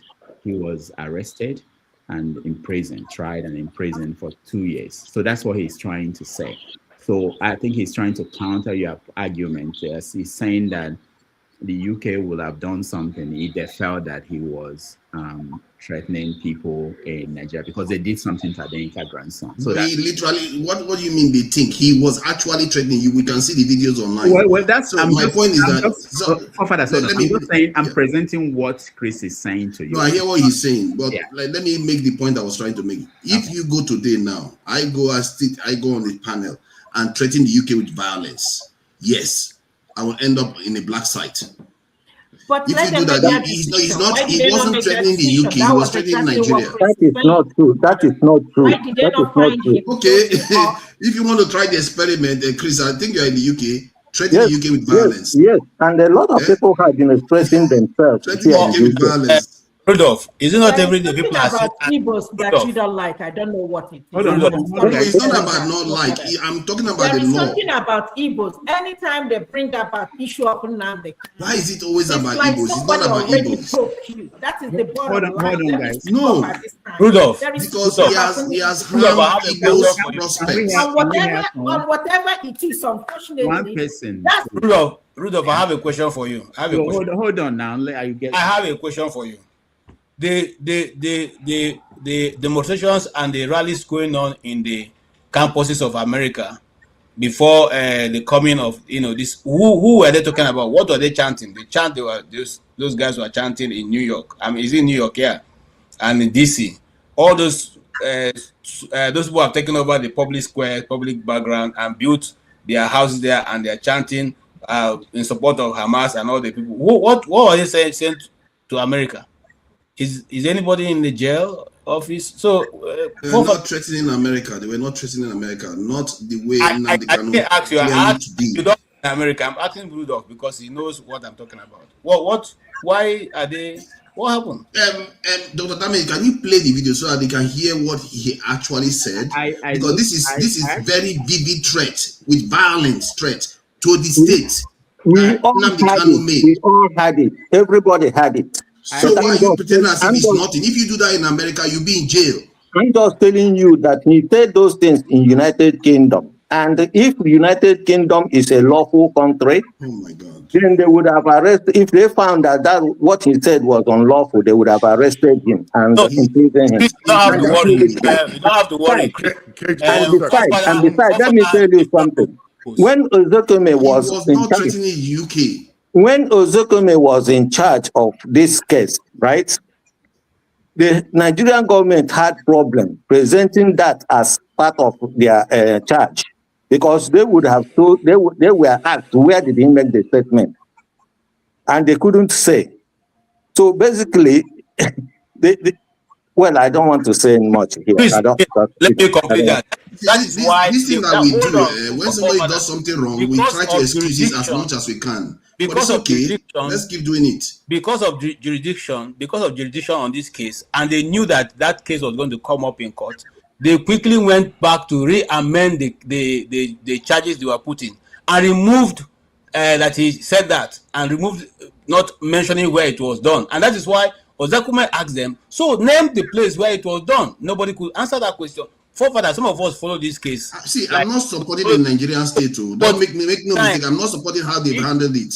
So don't think that I'm supporting the government anyway. I'm not supporting how they've handled it. But I'm just saying that we as a people, we have to start holding people. We have to hold people accountable, including Nnamdi Kanu and the government. Everybody has to be held accountable for their actions. What is the difference? What kind of accountability there? People are causing problems for us to regress, for us to start fighting each other. That is a problem. And what Sunday Boho said. What is the difference? Let me. Sunday Boho is busy working around. Please let me ask forefathers a question. Please hold on. Please. I'm only going to be here a minute. Let me ask forefathers a question. Hold on. The guest is coming to answer a question. I'm not your guest. Forefathers, I have a question for you.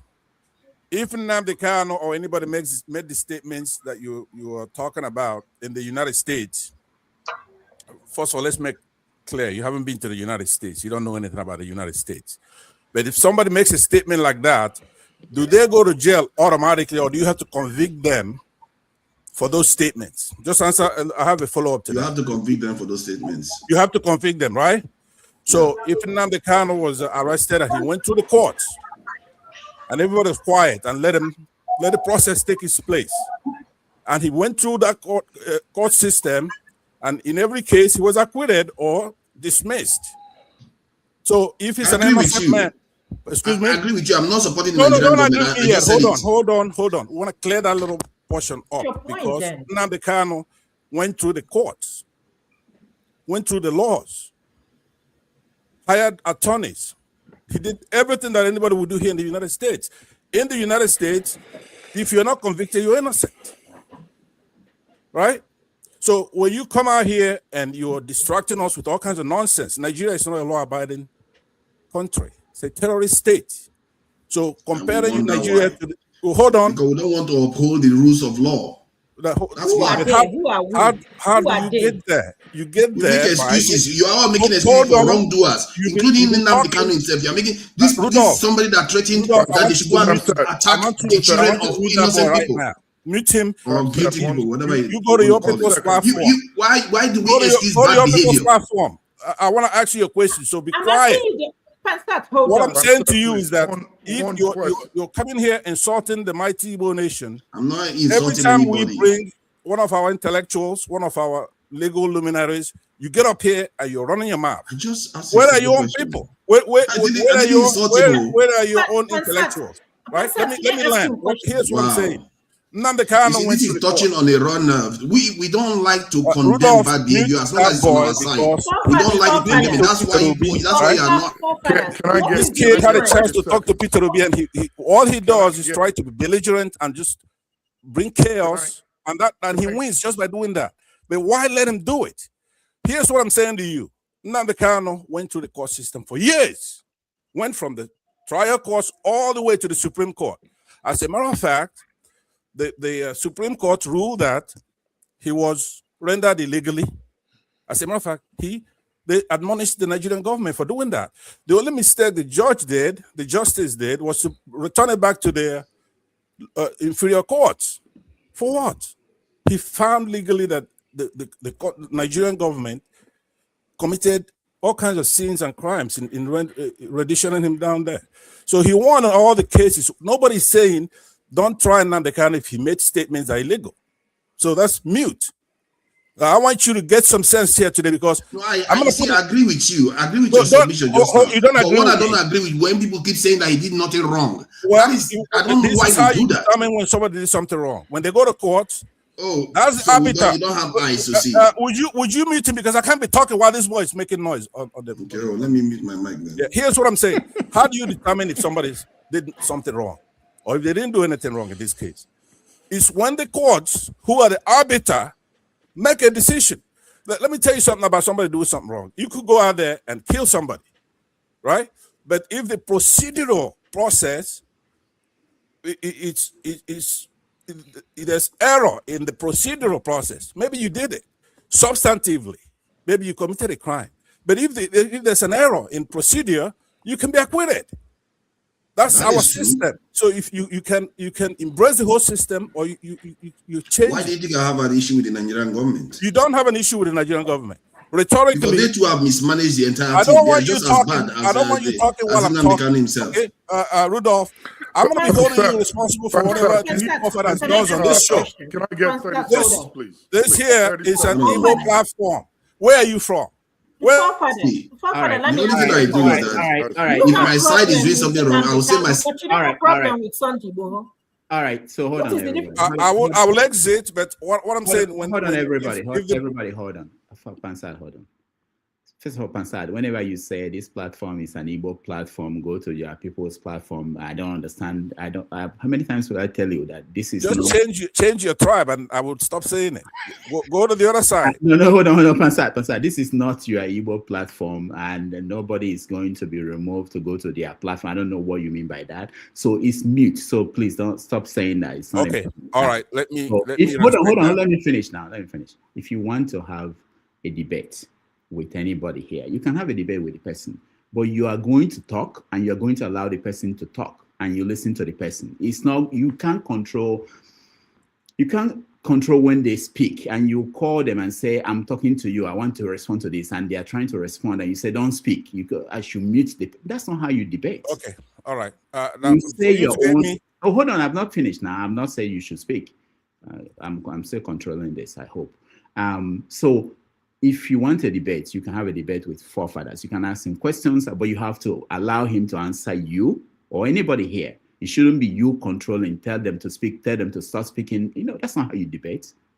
Rudolph, I'm the star whenever I'm here. So you can't do anything about that. So on a serious note, though, I believe that what we should do, if you want to have that kind of respect from me, you're going to have to actually monitor this place, regulate it, let everybody obey the rules. You say you want to respect the guests. Go and look at every single guest that you've brought on this platform and look at their segment with forefathers. What he tries to do without revealing his identity. If he's from Igbo, he's Yoruba, he's from Panya, nobody knows where he's from. But if he keeps downgrading our people, because you go out there, you select people who mean well. You've never brought any guest here that's partial. I believe you base it on people who are trying to do the good work. If any actor from the Yoruba come out here and they're truly for the truth and they focus on making the Yoruba areas and people lives better, we support it. If anybody comes and they're sectional and they want to make the Igbo section, fine. Every section, the truth is modular. If somebody is doing the right thing in the Yoruba, for example, somebody like Delifaro to me, right? If he makes the Yorubas whole and good and that's one of us. That's one of ours. It's an African. It's not even a Nigerian thing. So we cannot have somebody insulting. You should see what these forefathers did to Peter Obi. That's why he shouldn't be on this platform. Hold on. I've called him at least 12 times to say, remove him from this platform. Pastor, hold on. So once again, let me tell you, I actually spoke to Adeyinka grandson when I was in London. I wanted him to come on this platform. The qualification, there's no litmus test. Anybody who is making the news, I will approach the person. If they want to come here, they will come here and air their view. We challenge it professionally. That's my goal. My goal is not because you're doing good or you're doing bad. I don't care about whether you are good or bad. Come here and air your view. So, I said to you. No, let me finish. Yeah. Why do you never ask forefathers to let you finish? Whenever I'm talking, you want. Let me finish, Pastor, because you interrupt a lot. And I'd never ask anybody here, where are you from? It's not important to me. I'm not planning a coup with you. We are not planning to take over the government. I don't know where you are from, Pansat, and I don't care. Air your view. If where you are from is important to you, okay, it's important to you. You can display that. I don't ask anybody. So I'm not going to anybody. Okay, So could I speak now? Can I speak? I'm not going to be here forever, right? Let me tell you something, Rudolph. You do say that. The first day I came here, go and look at the tapes. I told you that kind of game, you could play with what's wrong and what's right? What's good and what's evil. You could play that little game if you want to, right? But when it comes to true or false, you can't do that. You have to call the truths and anything that's false. That you don't have the choice. In essence, there is no hierarchy here. You don't determine what's true or false because it's your show. So, but when it comes to good or bad, fine. That's not what I'm talking about. You could bring your identity. See, Igbos, what we've done, we've let a lot of people like you who grew up in Lagos or those who grew up in the North, you don't represent us. We have the mighty Igbos, over 120 million people, courageous, people who are tough. We've been to war. We went through a complete metamorphosis, the Igbos, right? Yes, the Yorubas, they also went through a complete metamorphosis, but there's a difference between the Igbo and the Yoruba, and here it is. It's at the pupa stage, right? When the Igbos coming from egg to larva to pupa, at that point, they turn into a chrysalis. Now, look it up. Some of you use your dictionary. The Igbos are chrysalis in the pupa stage. So when they emerge, they're butterflies. They fly all over the place. The Yorubas, they come through the same process, egg to larva, but at the pupa stage, they're cocoon, right? So when they emerge as moths. So you have a choice to make. Do you want to be jealous of people who come out and they start flying around and they're colorful and they're doing their thing? Or do you want a cocoon who is in a little section and then trying to stop those people who went through all that process? We win the war. We fought Nigeria for 3 years. If all these people have the prescience, would they be on the side of the Nigeria during that war, like you forefathers? We went to war for the same problems that the protagonist of the war, Gowon, is facing right now. His people are getting wiped out. That's what we went through in 1967. And we fought them. We came through your place, forefathers, like hot knife on butter. Took you over. We should have cut off Ojukwu should have cut off your nuts there. That we won't have you to deal with today. So when we bring our people here, and Rudolph, you're very you're fond of doing this. We're not all equal here. We're co-panelists, but we're not equal. When I'm here to talk, you won't let me talk. When CM comes in here to talk, you won't let him talk. When you bring Ejimakor here, instead of talking about substantive issues, forefathers is asking questions of things we already know it's a problem in the country. There are other more pressing issues now. Are you on the record during the 2023 election? I'll end with this because you have a full panel here. In 2023, you're on record. We saw how you were sitting on the fence, milk toast. All right, when you have a choice between good and evil, you have Peter Obi, who's been in office for 8 months, demonstrated his skill in taking care of the people, not dipping his hands in the tail of the state. Somebody who is humble, right?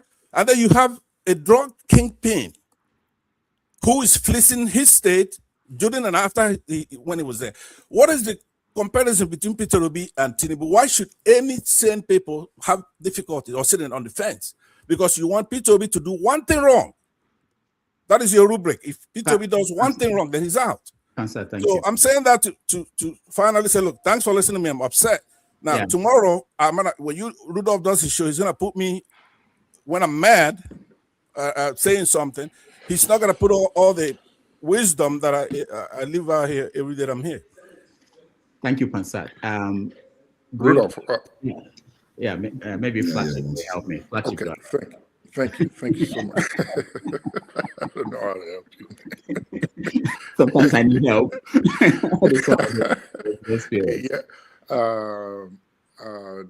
Thank you again. I'm not sure if the guest is still coming back. Is he? No, he's not. He's not, apparently. Okay, so I can just go ahead and say what I would like to say in the review of the show today. One thing I always like to mention when I'm here to everyone is we're all here for one reason, for a good Nigeria, however it pans out, still united or gone separate ways.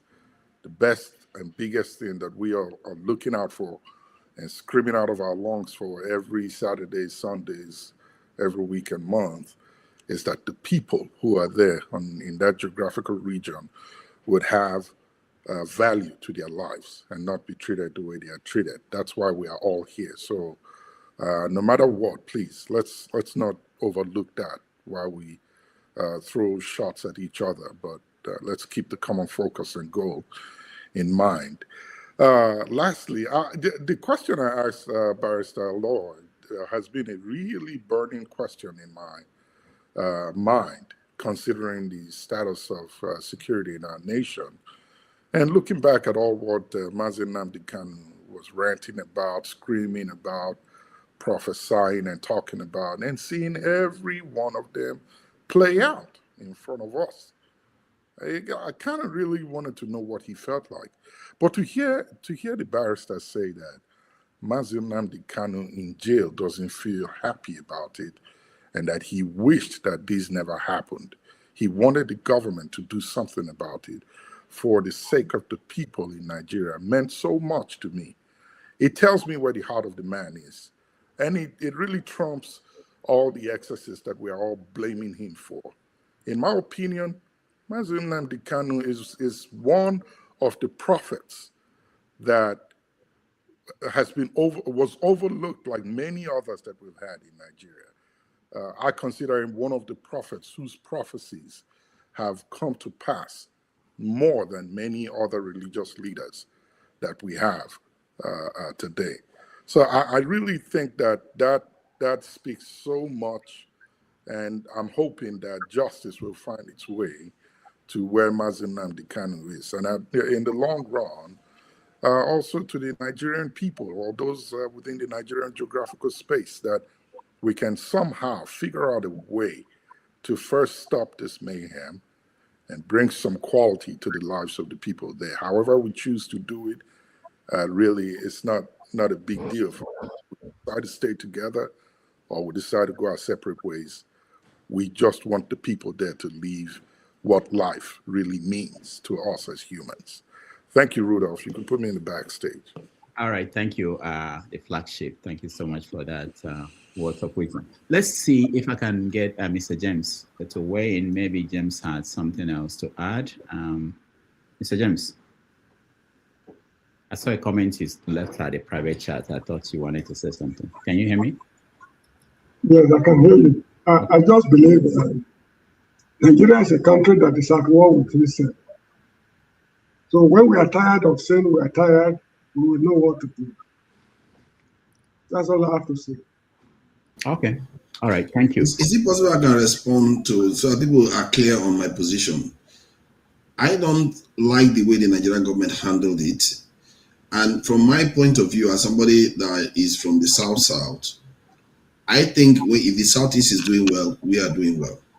And I don't like when there is problems going on in the Southeast. And I don't think Nnamdi Kanu helped stabilize that region. If anything, he stigmatized the region even further in terms of politics within the nation. And that is not helpful. As a matter of fact, Simon Ekpa did a lot to sabotage the election cycles that almost got Peter Obi elected.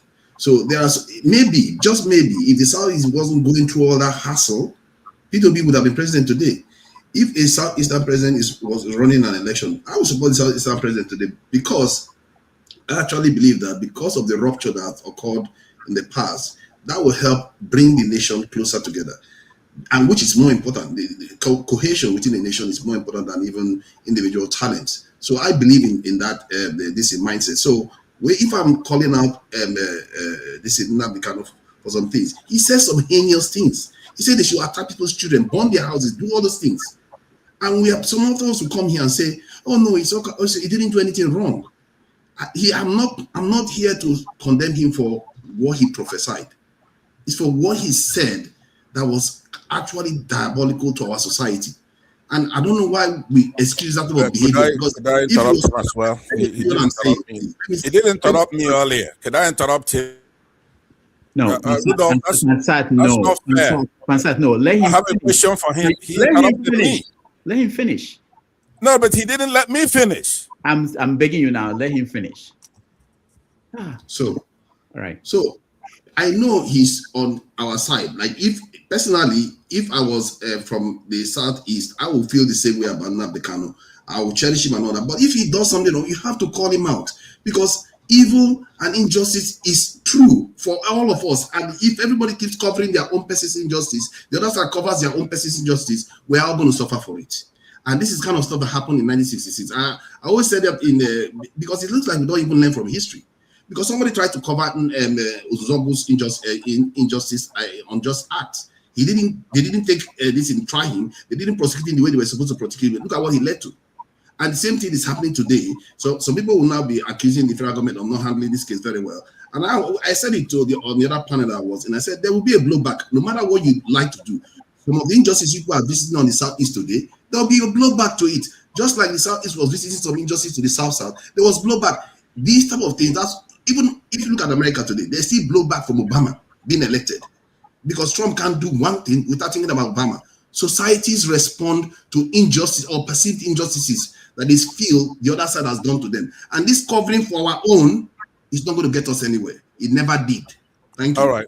All right, thank you. No, Pansat, hold on. I don't want, I would prefer that, Pansat, you wait. Let me hear from Ife and KJ, then you can go on. Because if you speak now, that may mean that forefathers will want to respond to you, and we can't have this conversation between two of you. And we have Maska, who is just joined us. Maska, welcome. So let me hear. The biggest punishment is going after Ife, but I will go ahead and manage that. All right, Ife, go ahead. Pansat, please, I don't have your time this afternoon, please. Forefather, I don't think you are getting it.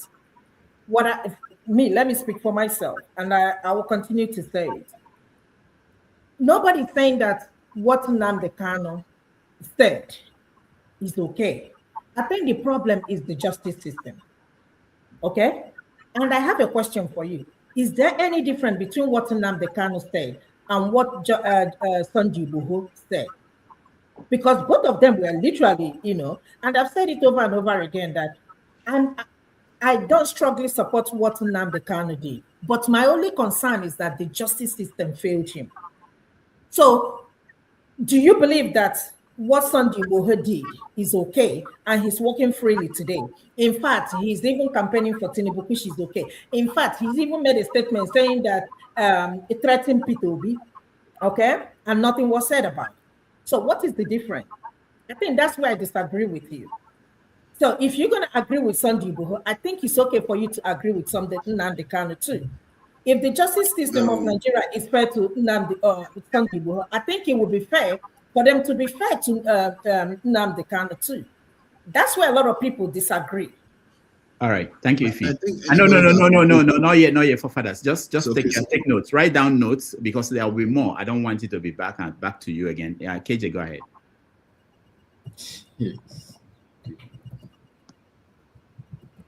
KJ, we can hear you. Thank you so much, Dr. Rudolph, and I commend you for the way you're handling this. And I can't wait for the evening session. It's going to be very okay. Forefather, I want to correct you. You see, if you really want to talk about the Nigerian history, go from the beginning. You keep saying, sorry, somebody's has something speaking. I muted him. It's Mr. James. No, not Mr. James. And that person is playing from behind. Okay, go ahead. Okay, so now you keep saying that he made a mistake. He made a mistake. What's the mistake he made? Okay, because with the coming of Mr. The General Egurensi, before the coming of General Egurensi, there was already massacres of the Igbos in the north. My uncle was one of them. They was already massacring the Igbos in the north before the 1966 event happened. So don't say it is because Aguilar made it. No, he didn't make any mistake. By the way, if you even assume, let us assume without conceding that what you said is correct. When Gowon took over, why did he not correct that thing that you said is injustice, or rather that what's his name? Hiroshi was trying to cover. Why did he go and correct it immediately? Since that is the crux of the matter. No. And if you go ahead to argue in that line you are going, since they are trying to correct the things that they didn't do well, when eventually the war was over and they decided to create states, how many people from the Southeast were there to represent them creating the states? These are things that you have to go and sit down and think about.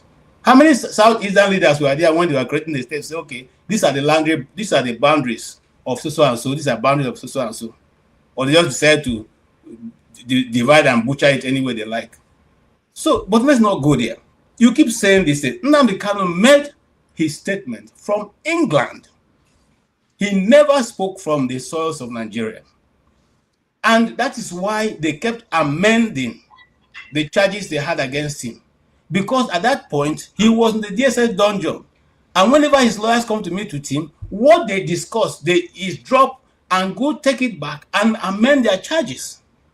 That's why it went on for over 8 times. They kept trying to amend until that question, which still remained crux of the matter, that Ozukume asked, where was this crime committed? You can't have crime committed in the air. Up to this moment, it was never put. Because if they say it was committed in the jurisdiction of England, then it has no local standing in Nigeria. This is why. And you say these things without saying that Nnamdi Kanu before now have won all the cases, all, including the one of the appeal court, which said that he should not be charged in any jurisdiction in Nigeria. No court. They waved it aside. They locked him up. In fact, the first time they said in the Nigerian judicial system that you can hold a man even though the court has declared him free to go. They held him for 2 weeks while Malami prepared another fresh case. Gentlemen, I don't see where it has been done before. Okay? Much more than the cases that he won, not only in Nigeria, but outside of Nigeria with the court of, and even international community, which his lawyer talked about here. We refuse to honor any of those ones. And every time you come here, you keep saying, Nnamdi Kanu, he threatened Nigeria. Okay, let's agree again. I agree without conceding that he threatened Nigeria. Those who have gone ahead not only threaten Nigeria, but they are buying Nigerians. They are showing the women in who they capture. And they are constantly researching people from their communities and then taking over those places. Those ones are not worthy. It is this threat that Nnamdi Kanu did that is supposed to go to be sent to be killed. Abi? But those people actually carrying out the act are innocent of your charges. It speaks volumes of how you see and how we all react when things have to do with the East. And that's why we, the Easterners, irrespective of whether you call us tribalists, like me, not, we keep saying it. Because now we have learning to tell our story. Nobody is going to stop us from telling that story. We will shout it so that the whole world will know. Not because we hope to get justice from you guys. You know, I'll give you an Igbo adage that says that a small chicken, a chick, was carried away by a kite. And as it was flying, they were carrying it into the air. He was shouting, Chinchi, Chinchi, Chinchi. And they say, why is that shouting? They say, no, he's not shouting because he hopes that the person holding him is going to leave him. In other words, the kite going to leave the chick. But that the whole world should see how he's ending his own time. So we in the Southeast will keep shouting. Because if we don't shout now, eventually there'll be nobody to shout in the Southeast. We're going to talk about the story. And that is it. You know, MC Olomo, didn't he say worse than what Nnamdi Kanu have said? Even till tomorrow, that threat still stands. It still stands in Lagos. Repeated by the presidential spokesperson who said this will be the last time an Igbo man would interfere in the politics of Lagos.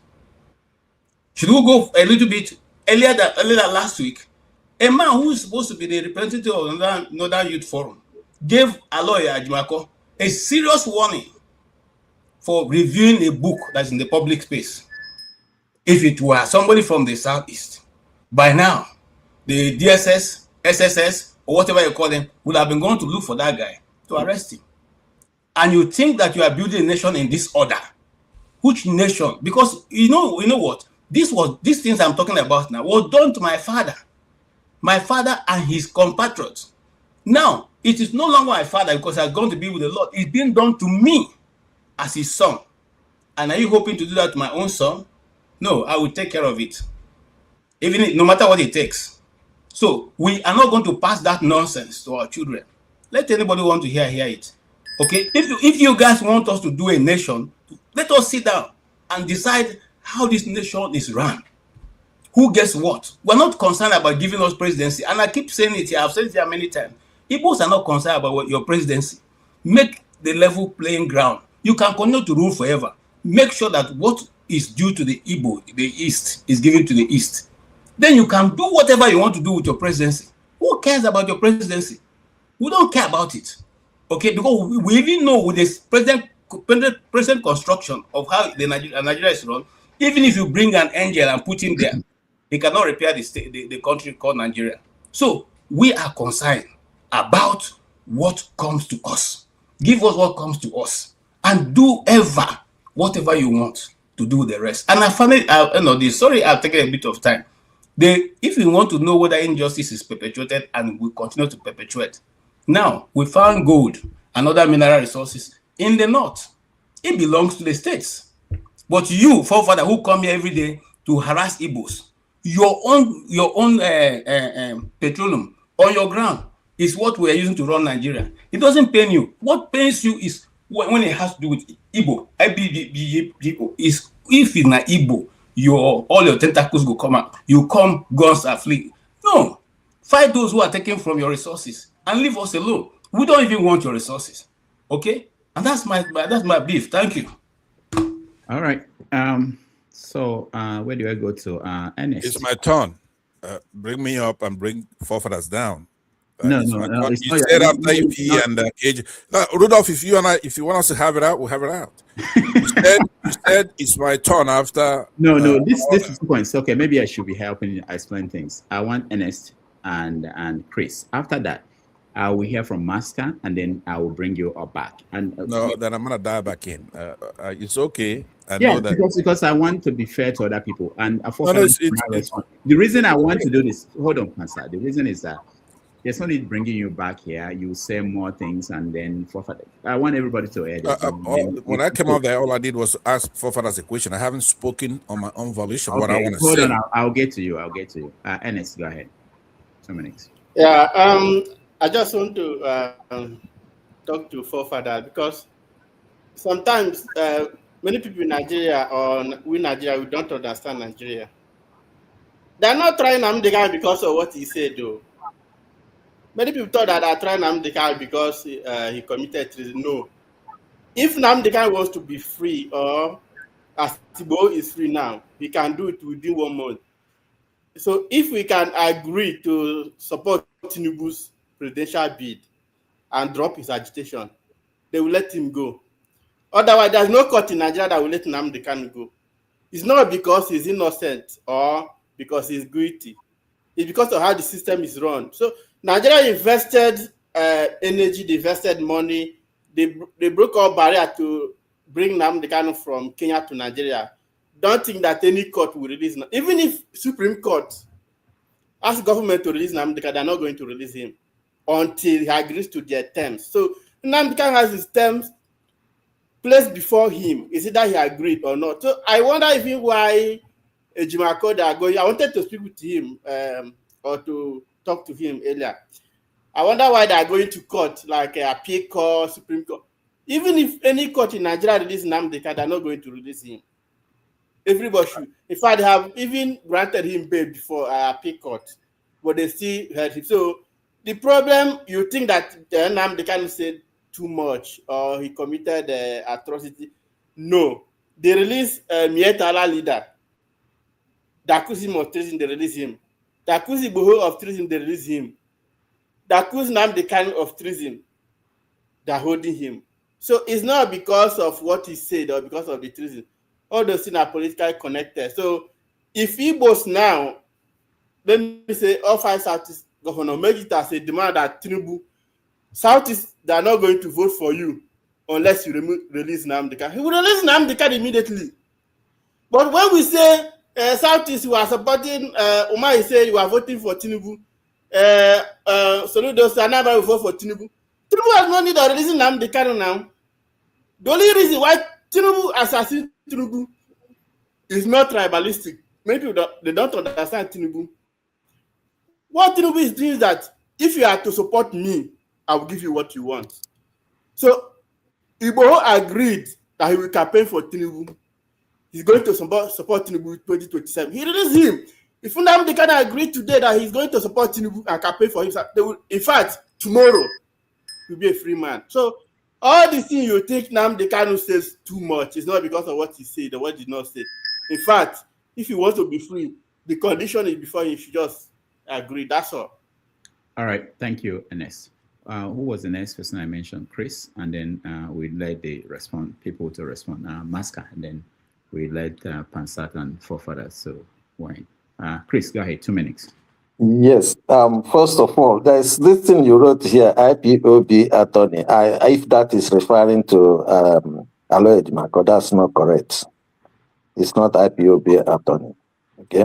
So if you need to change that. Now, second thing is, Nnamdi Kanu was arrested 2015. Now, he was charged 2015, but all the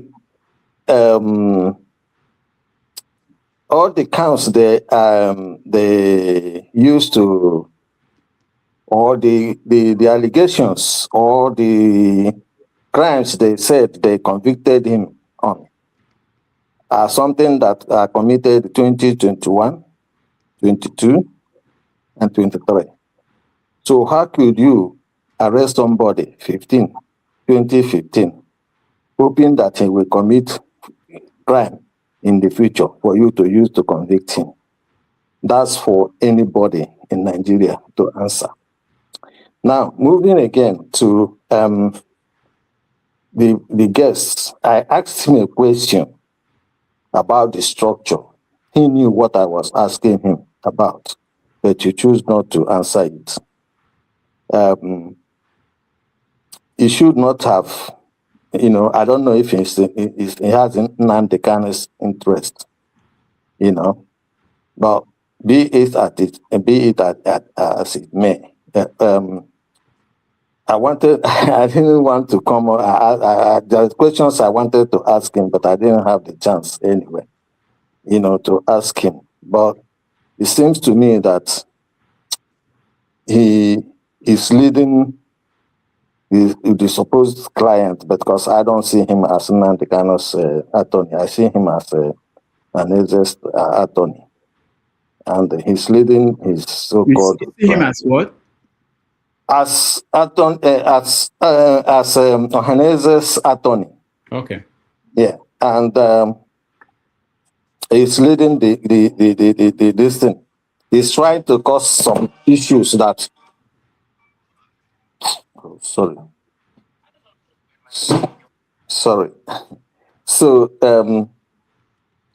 yeah. So on other issues, on issues he talked about this thing on Nnamdi Kanu's case and all that. I know that Nnamdi Kanu was discharged in 2022, and that remains where that case ended. So any other thing he's trying to do is just, unnecessary. All right. Thank you. Let me just point out that when we put out headlines, we could make mistake, but in this case, we consulted with him, we checked sources, and he accepted. He didn't have any issue with being called IPOB's attorney, but you have your own opinion. And no, because he's not. He's okay, not. Right. He could say anything. but he's not. If you want an attorney of IPOB, I could give you one. Okay, thank you. All right, so I think we're done. Let me hear from Masca before the people who are willing to fight will go back to the battle. Masca. All right, thank you, Mr. Rudolph. I'll go straight to the point. Actually, out of respect, I always believe that there are certain topics that, number one, I shouldn't be really deeply involved. But the way things turn out, I want to learn, I want to listen. But as the things are panning out, I felt people are crying about injustice, but they are meting out exactly the same injustice. And this is the problem. If the Igbo people are thinking that they are marginalized, that people are picking up on them, I don't think the Igbo people should be picking on somebody who just simply is speaking his mind. Yes, maybe you may not like forefathers. I've always said forefathers in my mind is sometimes naive, but that's okay. But it's not fair. It's not nice that people just pick on him, and his point is very solid. He's not coming from a legalistic position. Nnamdi Kanu is a Nigerian issue. It's not an Igbo issue. Forefathers as a Nigerian has every right to comment on that topic. And he has every right to say what he feels about it. He's not coming from a legalistic perspective. He's simply saying that as far as he's concerned, as a person, he doesn't think it's right to wash all that the man said away as nothing. I doubt if anybody can argue with that logic. I may support what he said as a freedom fighter. I may not support him, maybe, but the fact of the matter is that people should be allowed to speak their minds on it, and not to just pick on somebody and go to even extra mile, trying to make him look as if he's supporting Sunday Igboho. I am sure all of us know that forefathers will never support Sunday Igboho. We are making it look as if forefathers is supporting the terrorists simply because he spoke his mind. We say that people are picking on our tribe. We are also picking on a person. Let's be a bit realistic sometimes when we speak. This is why I came. It's not okay. Thank you, Mr. William. All right, thank you, Masca. Let's now bring back Ansat. Ansat, go ahead. You're muted. Unmute yourself. Yeah, thank you very much. I'll start with Masca's last statement there. Even though he's got a point, but that's not what forefathers is doing. I was actually going to try to explain to him now calmly the difference between what is wrong, and then what's against the law. So what is wrong relates to personal morality, ethics, and conscience, stuff like that. Because he keeps saying that people are saying what Nnamdi Kanu did nothing wrong. Nobody's talking about wrong and right when we're talking about courts. We have laws. Somebody break the law, they go to court. The case has a burden to prove that person guilty beyond a reasonable doubt. If it's a criminal case, that's the standard. To a moral certainty. That's when somebody's committed a crime, when there's a ruling that such a person has broken the law. It's not about if that person has done something wrong. A lot of people do things wrong all the time. You do things wrong almost every time you open your mouth here. Nobody's going to say that you should go to jail for that. So when a citizen goes through that system, the onus, the burden, it's an awesome burden to prove somebody guilty, because you keep saying, can you go to the United States and you do X, Y, Z? You have never been here. I'm here in the United States. So I know that the courts, you have many tiers of courts, inferior courts, trial courts, and all the way to the apex court, the Supreme Court, which Nnamdi Kanu was subject to. It doesn't matter what you think. You don't determine who is guilty or not guilty. Let me tell you, because there's a couple of things I know that you do wrong. That's where you operate from. If we're ever to go back to a state of nature. All those things you think, for example, River State, I don't know where the hell you're from. You say South, as if it's a tribe or something. There are more Igbos in South than maybe your own particular clan, because you don't have a tribe. You either, with Nigeria, there's something we call Wazobia. Whether you like it or not, as a minority, you belong into one of those. All this new nomenclature you come up with South. Rudolph, I mean, I counted at least 15 conjunctions from KJ, and he kept putting and he kept talking for a while. At least you have to give me the courtesy to speak here, because I'm not angry. I'm trying to educate these forefathers right now. See, we Biafrans, we know our territory. To go back to a state of nature, we're going to take it back, just like we did when the war started the first time. Abia State, Anambra State, Ebonyi State, Enugu State, Imo State, Akwa Ibom, Bayelsa, Cross River, River State. Those are our states. It's Biafra, it's not Igbo. I think you mix up those two. There's a Igbo, Southeast Igbos, and then there's Biafra that's existed for 3 years. We didn't do that for nothing. Went to one, we defended all those areas. We made a deal to come back in. No victor, no vanquished. A lot of you behave as if we were conquered. We weren't conquered. So, just like what's going on right now with Iran and Israel, if they make a deal, maybe they stop the war. You can't say one was vanquished. We weren't vanquished. Those are our territories. All those things that I'm naming out for you right now, and you belong in one of those. In your case, even if we go to your village right now, or your town, we'll count the Igbos, there's going to be more than your own clan. That's how ancient Igbos are. We brought the country. When Nnamdi Azikiwe went all around the world and make the arguments, and in Parliament over there in UK and everywhere else, and brought the country about. So it's our country, actually. Everywhere, every part of that country belongs to us. We got independence. If you want another country, go get your own.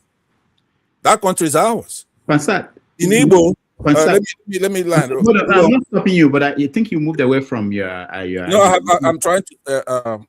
You moved. You lost psychology of forefathers, because I believe he's probably born somewhere in the Caribbean, and then he found his roots. He came home, and he's listening to Yoruba propaganda, and that's what he's operating on there, right? I'm trying to tell you how the country itself came about. Presidency is nothing to us. We're the first one, the first president, right? Well, you're right. We tried to have an integrated Nigeria, but it didn't work. People who buy, have your people ever bought a Sadoana before? The person who buy the Sadoana is somebody who grew up in the North, was born in the North, right? And he grew up in the North. It has nothing to do with being raised in the Igbo section of our country. That person is known as Major Chukuma Kaduna Nzogu. So not as far as what you profess all the time, which is there shouldn't be any tribes. Master says the same thing, that a Nigerian is a Nigerian.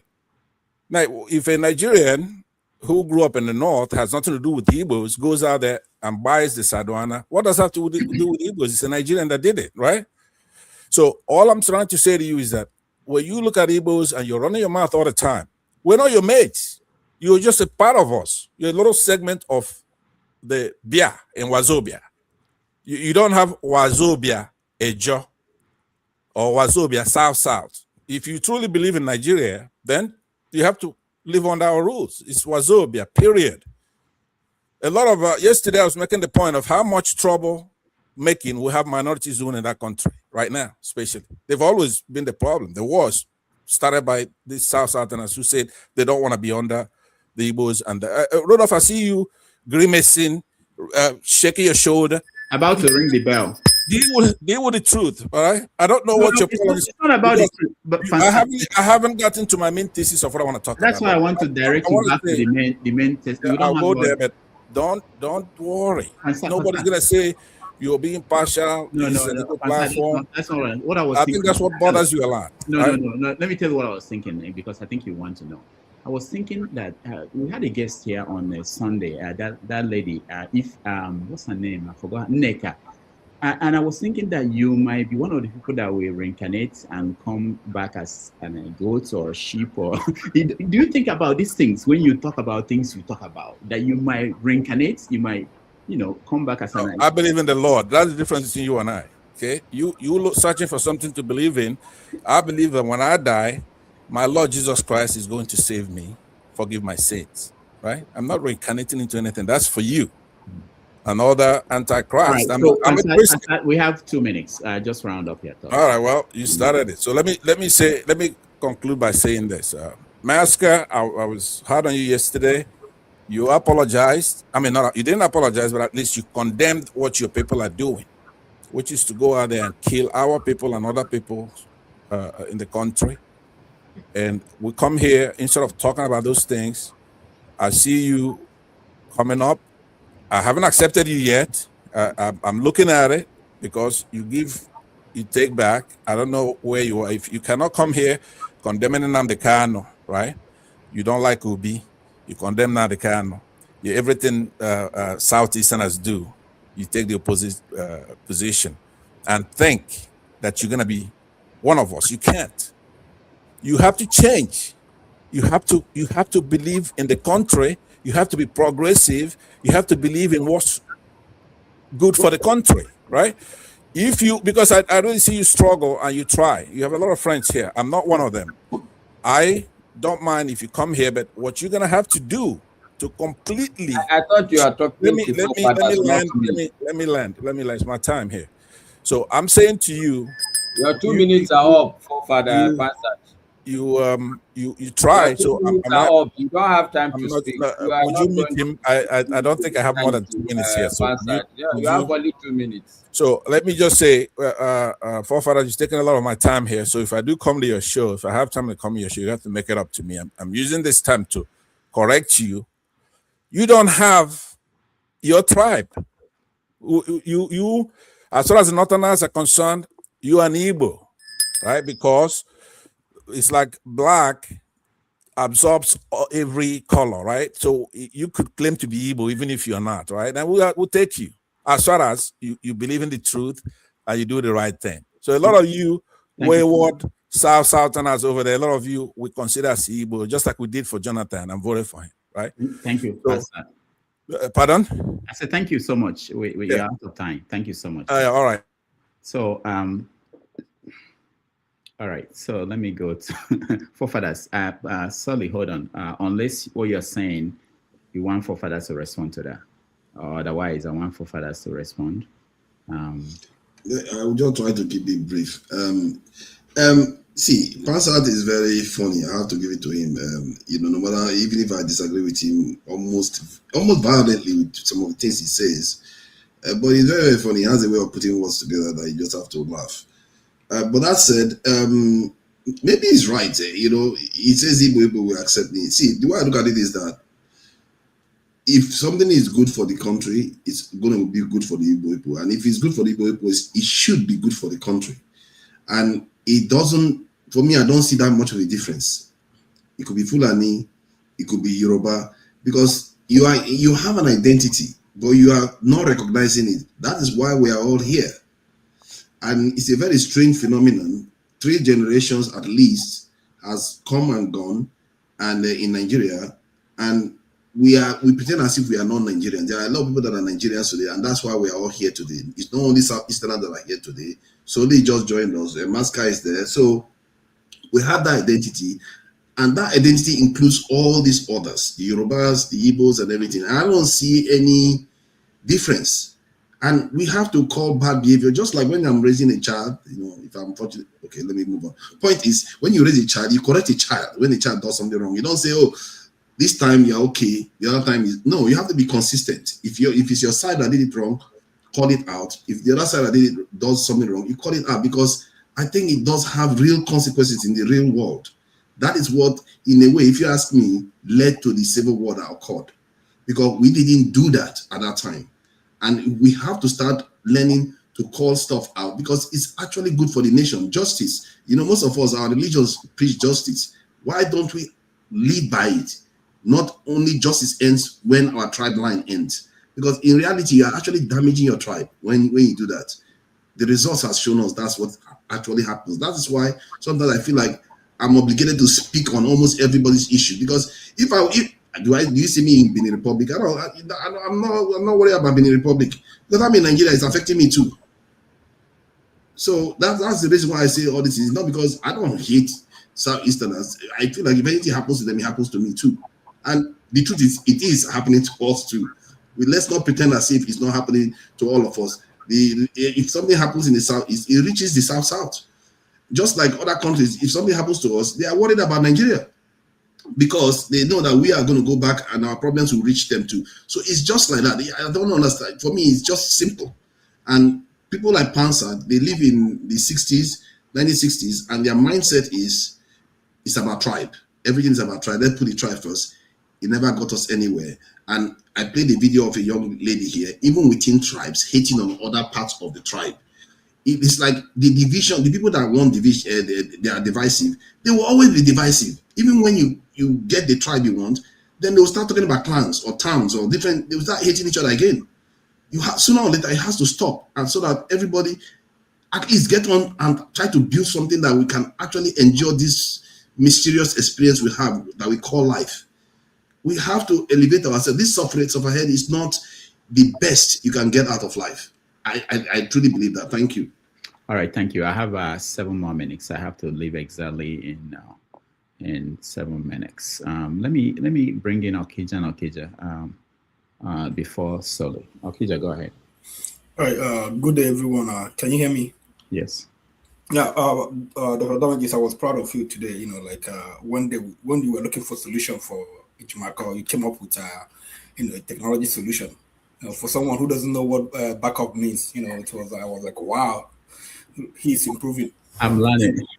Yeah. Okay. Again, hold on. Before they kill me, actually, I got help from the executive producer, so he was the one behind the scene that decided. Oh my God. I don't want to take credit for what I didn't do. Go ahead. Yeah. So okay, and then I was I don't know, because when I was growing up in Onitsha, you used to see these you see a lot, mad people, parading. You have the handler, the man will be leading them, and then you have people who, they have a lot of, junks, kettles and whatever. They'll be knocking, and the man will be leading them. So anyway, so I was talking with someone. They said that Soludo, he banned that thing, but now if you need to lead mad people, you need to get a license. So I mean, I was just watching you and. How you were handling these things. I would like, if you need to go back to Anambra and get a license to handle more people, so that's anyway. But forefathers, I mean, I've talked to you about so many things, when it comes to Igbo issue. Everybody, they've talked to you about it, But I understand what you're saying about Nnamdi Kanu and all the things he said. I never supported Nnamdi Kanu, but I never liked some of the things he said. But today we look at him and find out he was a prophet. But you have the right to say whatever you have to say. That's here. But you have to understand what happened. Nnamdi Kanu, he was given bail, and the Nigerian government, they used the army. They went to his house and they committed violence against him, and he had to run. So, but I mean, like the way I look at it, there is no way you can. I mean, it's okay, vengeance, visit the whatever they did to you, visit on the Nigerian government. But there is no way you can, give it back to Nigerian government without affecting the people. So that's basically, so when you look at it, what he said, is it correct? What happened, I don't think, much happened when Nnamdi Kanu was saying some of this. He was saying, I think it was when, what's his name, Ipa came and he was giving order to people and things were happening. I don't think there was any violence that was said Nnamdi Kanu sent to them. But did he say things? He said a lot of things. Anyway, so that's it. But if you want to take it like that, that he said something. What about people that did something? Let's go back. Who has gotten justice? The Igbo people they have killed before independence. Who has gotten justice? Have we got justice? Okay, Murtala Mohammed. Our airport, Murtala Mohammed, he committed genocide, killed people, massacred people. Where is the justice? So not only him, some other Nigerian, Adekunle, all of them, they committed an act of, genocide against Igbo people. Where is justice? And just, when it comes to whatever Nnamdi Kanu say, you just, jump out, they talking about it. What Nigerian government would have they given justice to anyone?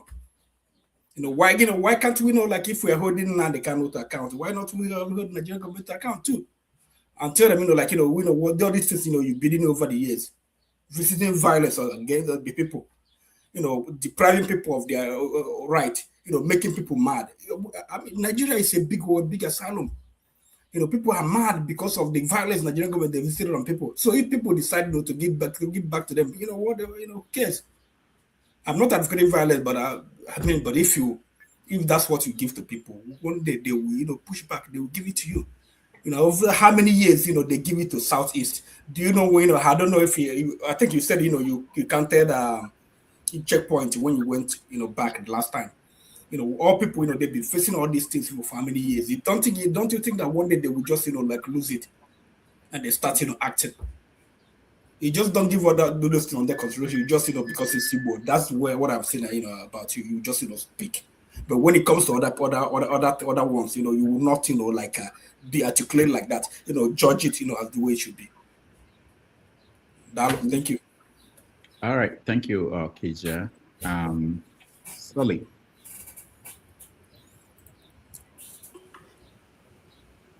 Hello? Yeah. Okay. I thought you were going to bring out. Okay, yeah. I came here because of Pansat, and Pansat has gone. Pansat, in case you are still watching, which Jesus is coming to save you? Is he Arab Jesus or wise Jesus? Please let me know in the comment section. But while we're at it, let me just look at the topics quickly. Is Tinubu going to release the nuclear bomb? Most probably, that's how Jagaban plays. He will do whatever it takes to win. And he doesn't need all your votes. He just needs some of your votes. And Nigerians they still vote for eye service, even in 2026. So he's going to get even if it's just 25%, even if he teases that he's going to release Nnamdi Kanu, he's still going to get those votes because people are desperate for his release, and it's the people that matters, not their leaders. They will throw their leaders under the bus anytime, any day to get those votes. So expect the unexpected. Like I said, with Jagaban, you will suffer, you will complain, but you will still thank him for saving you when it's time for election. One way or the other, he's going to make sure that you thank him for all the problems he has caused you, for solving the problems that he has caused you. You see now, you are distracted with insecurity, you are distracted with so many things, still while trying to survive. So you can't come together to organize to take him out. He's not the kind of person that will really finish you. He will just put your head under the bucket. When you are not able to breathe anymore, then he will bring you out. Thank you for allowing me to breathe for a few seconds. Then he will put your head inside the bucket again. That's how he has always played his politics. So this is what you should expect. Have you heard of the likes of El Rufai? Where is Malami? Where are all these so-called Fulani heads? You are not hearing of them anymore, right? Wait till second term. You will never hear of them again.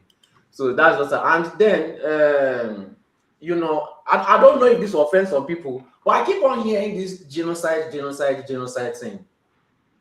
Wasn't it a war? As in a war, you are meant, everyone is trying to unalive everybody. Does it count as a genocide if you are fighting a war and more of your people get unalived? So we should really look at that topic.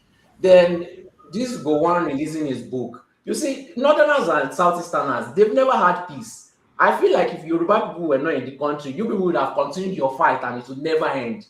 So is Gowon still trying to poke at these people? Yes, he is. So why are your elites in the Southeast still mingling with him? Does that not tell you that they are all in one class and you fighting for them are their morons? I try to explain this political class to Nigerians, but they refuse. It is a choice not to understand. Even this person that took you to war, I forgot, Ojuku, he still went to go and meet the people in his class.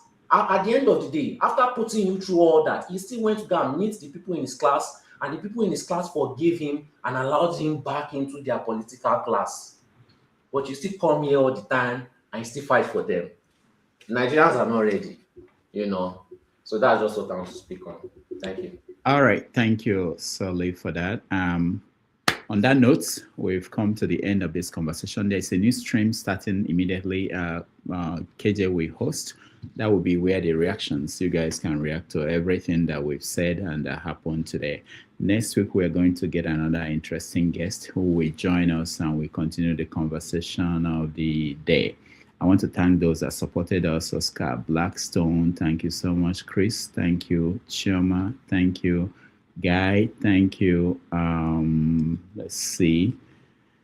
George, thank you. Dr. Gomez, thank you. Emir, thank you. And that's it. If you want to say something. Yeah, let me ask you a question.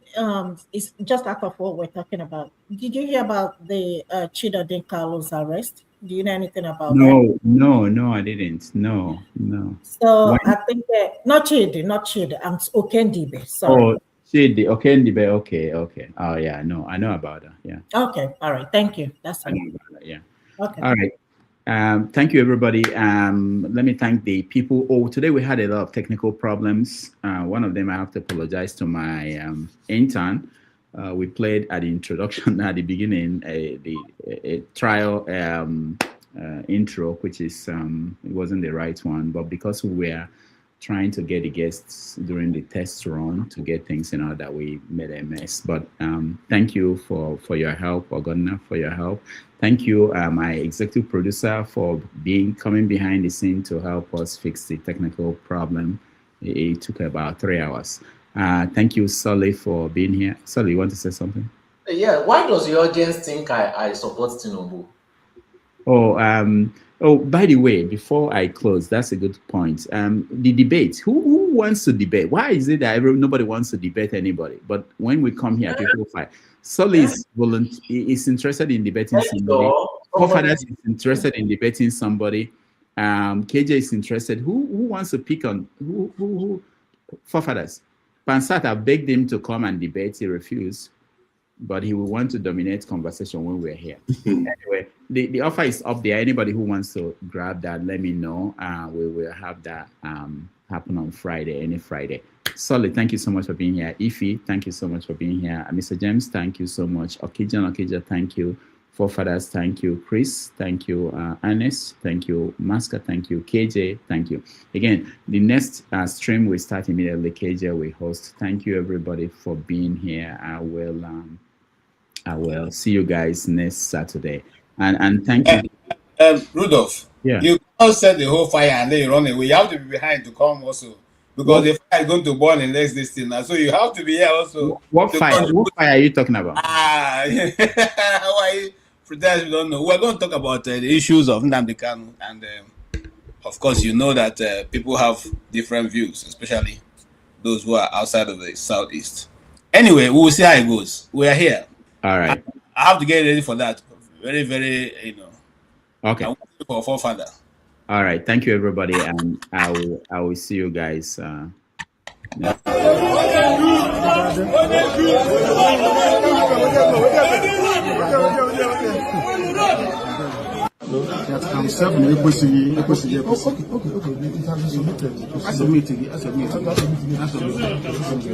So when you're not in her office, so this is the thing. Hanging, they give a directive that count 7 doesn't exist anymore. So that should amend it, change it, it doesn't exist. I still play to that 740 law. Yes, it was an error. No, big error. So I want them to correct that. That was one of the motions you asked. That appeal should be set aside. That's right. It has not been had.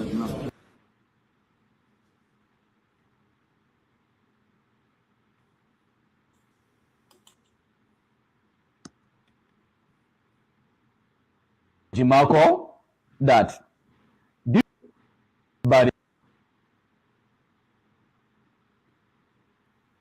I'm here to warn Nnamdi Kanu barrister Aloy Ejimakor, that this should be the last time, this should be the first and the last time you will call the name of General Yakubu Gowon, or you would disrespect him. We, the Northern Nigerian youth, will not tolerate that. General Yakubu Gowon is our role model. General Yakubu Gowon is our father. General Yakubu Gowon is our leader. So the issue of disrespecting our leaders in northern Nigeria, we will not tolerate it with the northern Nigerian youth. Enough is enough. We are warning you, don't ever call or mention the name of General Yakubu Gowon. General Yakubu Gowon has done a lot to the development of Nigeria and Africa at large. And let me tell you something. Each time, most of you, the hatred you have for northern Nigerian came to disrespect or insult our leaders. We will not tolerate that any longer. And what you don't know, let me tell the public should know today, it's only the northern Nigerian that so much believe in the unity of Nigeria. It's only the north that believe in the unity of Nigeria. Apart from that, there is no anybody. So this should be the first and the last you will disrespect Yakubu Gowon. If you do that, if you repeat that again,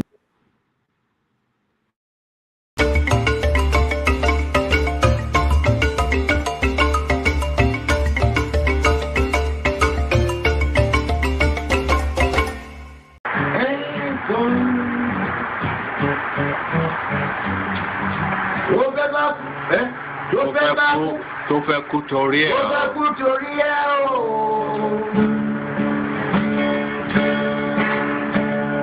Ọwọ́ ẹni ló ti ṣàánú kọ́. Ayé la bá, ayé la fi sílẹ̀ sí. Ọ̀nà èyí yóò. Thank you so much for watching. Thank you. Have you subscribed? Yes, you. Have you subscribed? You. Yeah, before you go, click. It's free. Click. Just that's it. Have you subscribed? You are laughing. Have you subscribed? Have you subscribed? Thank you. Thank you. Thank you. Hey, madam. Thank you so much. I can see you. I can see you. We have to get to 100,000 subscribers. This by the end of the year. How are we going to do that if you don't subscribe? Yes, you. Yes, you're about to click off. Why? Have you subscribed? It's free. If you don't, ask your son, ask your daughter how to. Just one click. Thank you. Thank you. I see you. Aha. Thank you very much. Thank you very much. I'll see you tomorrow.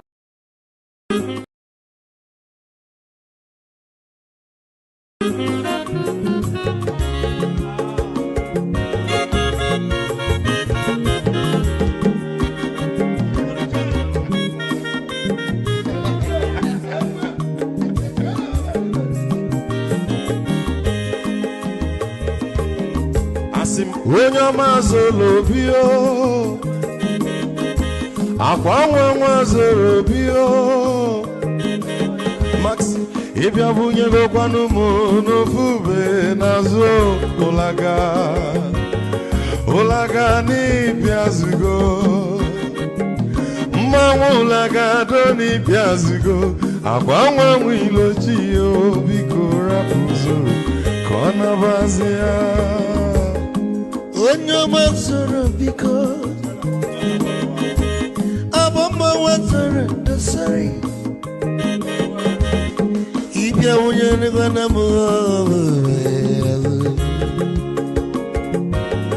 ụlagado n'ịbịa zigo,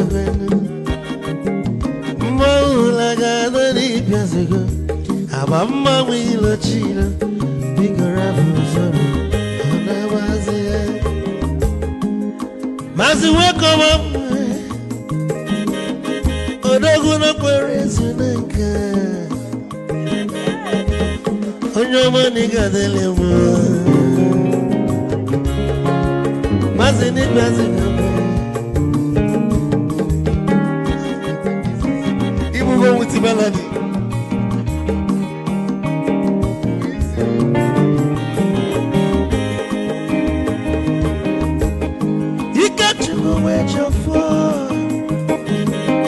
Odogu na chala noka Ezi wane mliga delemo Olagado ni pezigo Mo olagado ni pezigo Amama mwilo chilo Bigora muzo Anabazi Say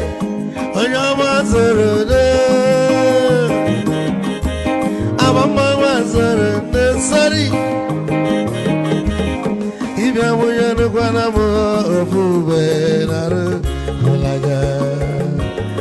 Ulaga doni piazugo Nazaboy Ulaga doni piazugo Awamma wilo chilo Biko rapu zoro Anabanzi Ais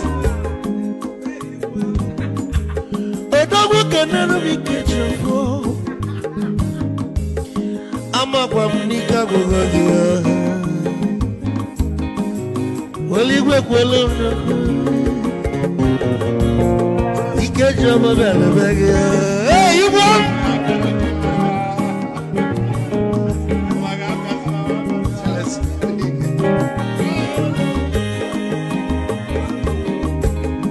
Eku kampune kene Omogo ndi nso Chukwu emekalumo Ike chukwu negaji Esi nwanne m ekene ịlapụlụ ife niile na-eme wee bịa nke gosili na anyị na gị bụ nwanne wisdom ga-adị ka nye gị maịkị ka ogobanya bụ egwu isili maxi ọ bụ na-etiri egwu a malụkwa malụ n'imego m ife ọjọọ wee sị gị nwanne m ife ọbụ na ịchọlụ na ngeme wisdom onume ekene gị gbamanwe iyo iyo biko lapụ nabasị ya zoro zoro zoro zoro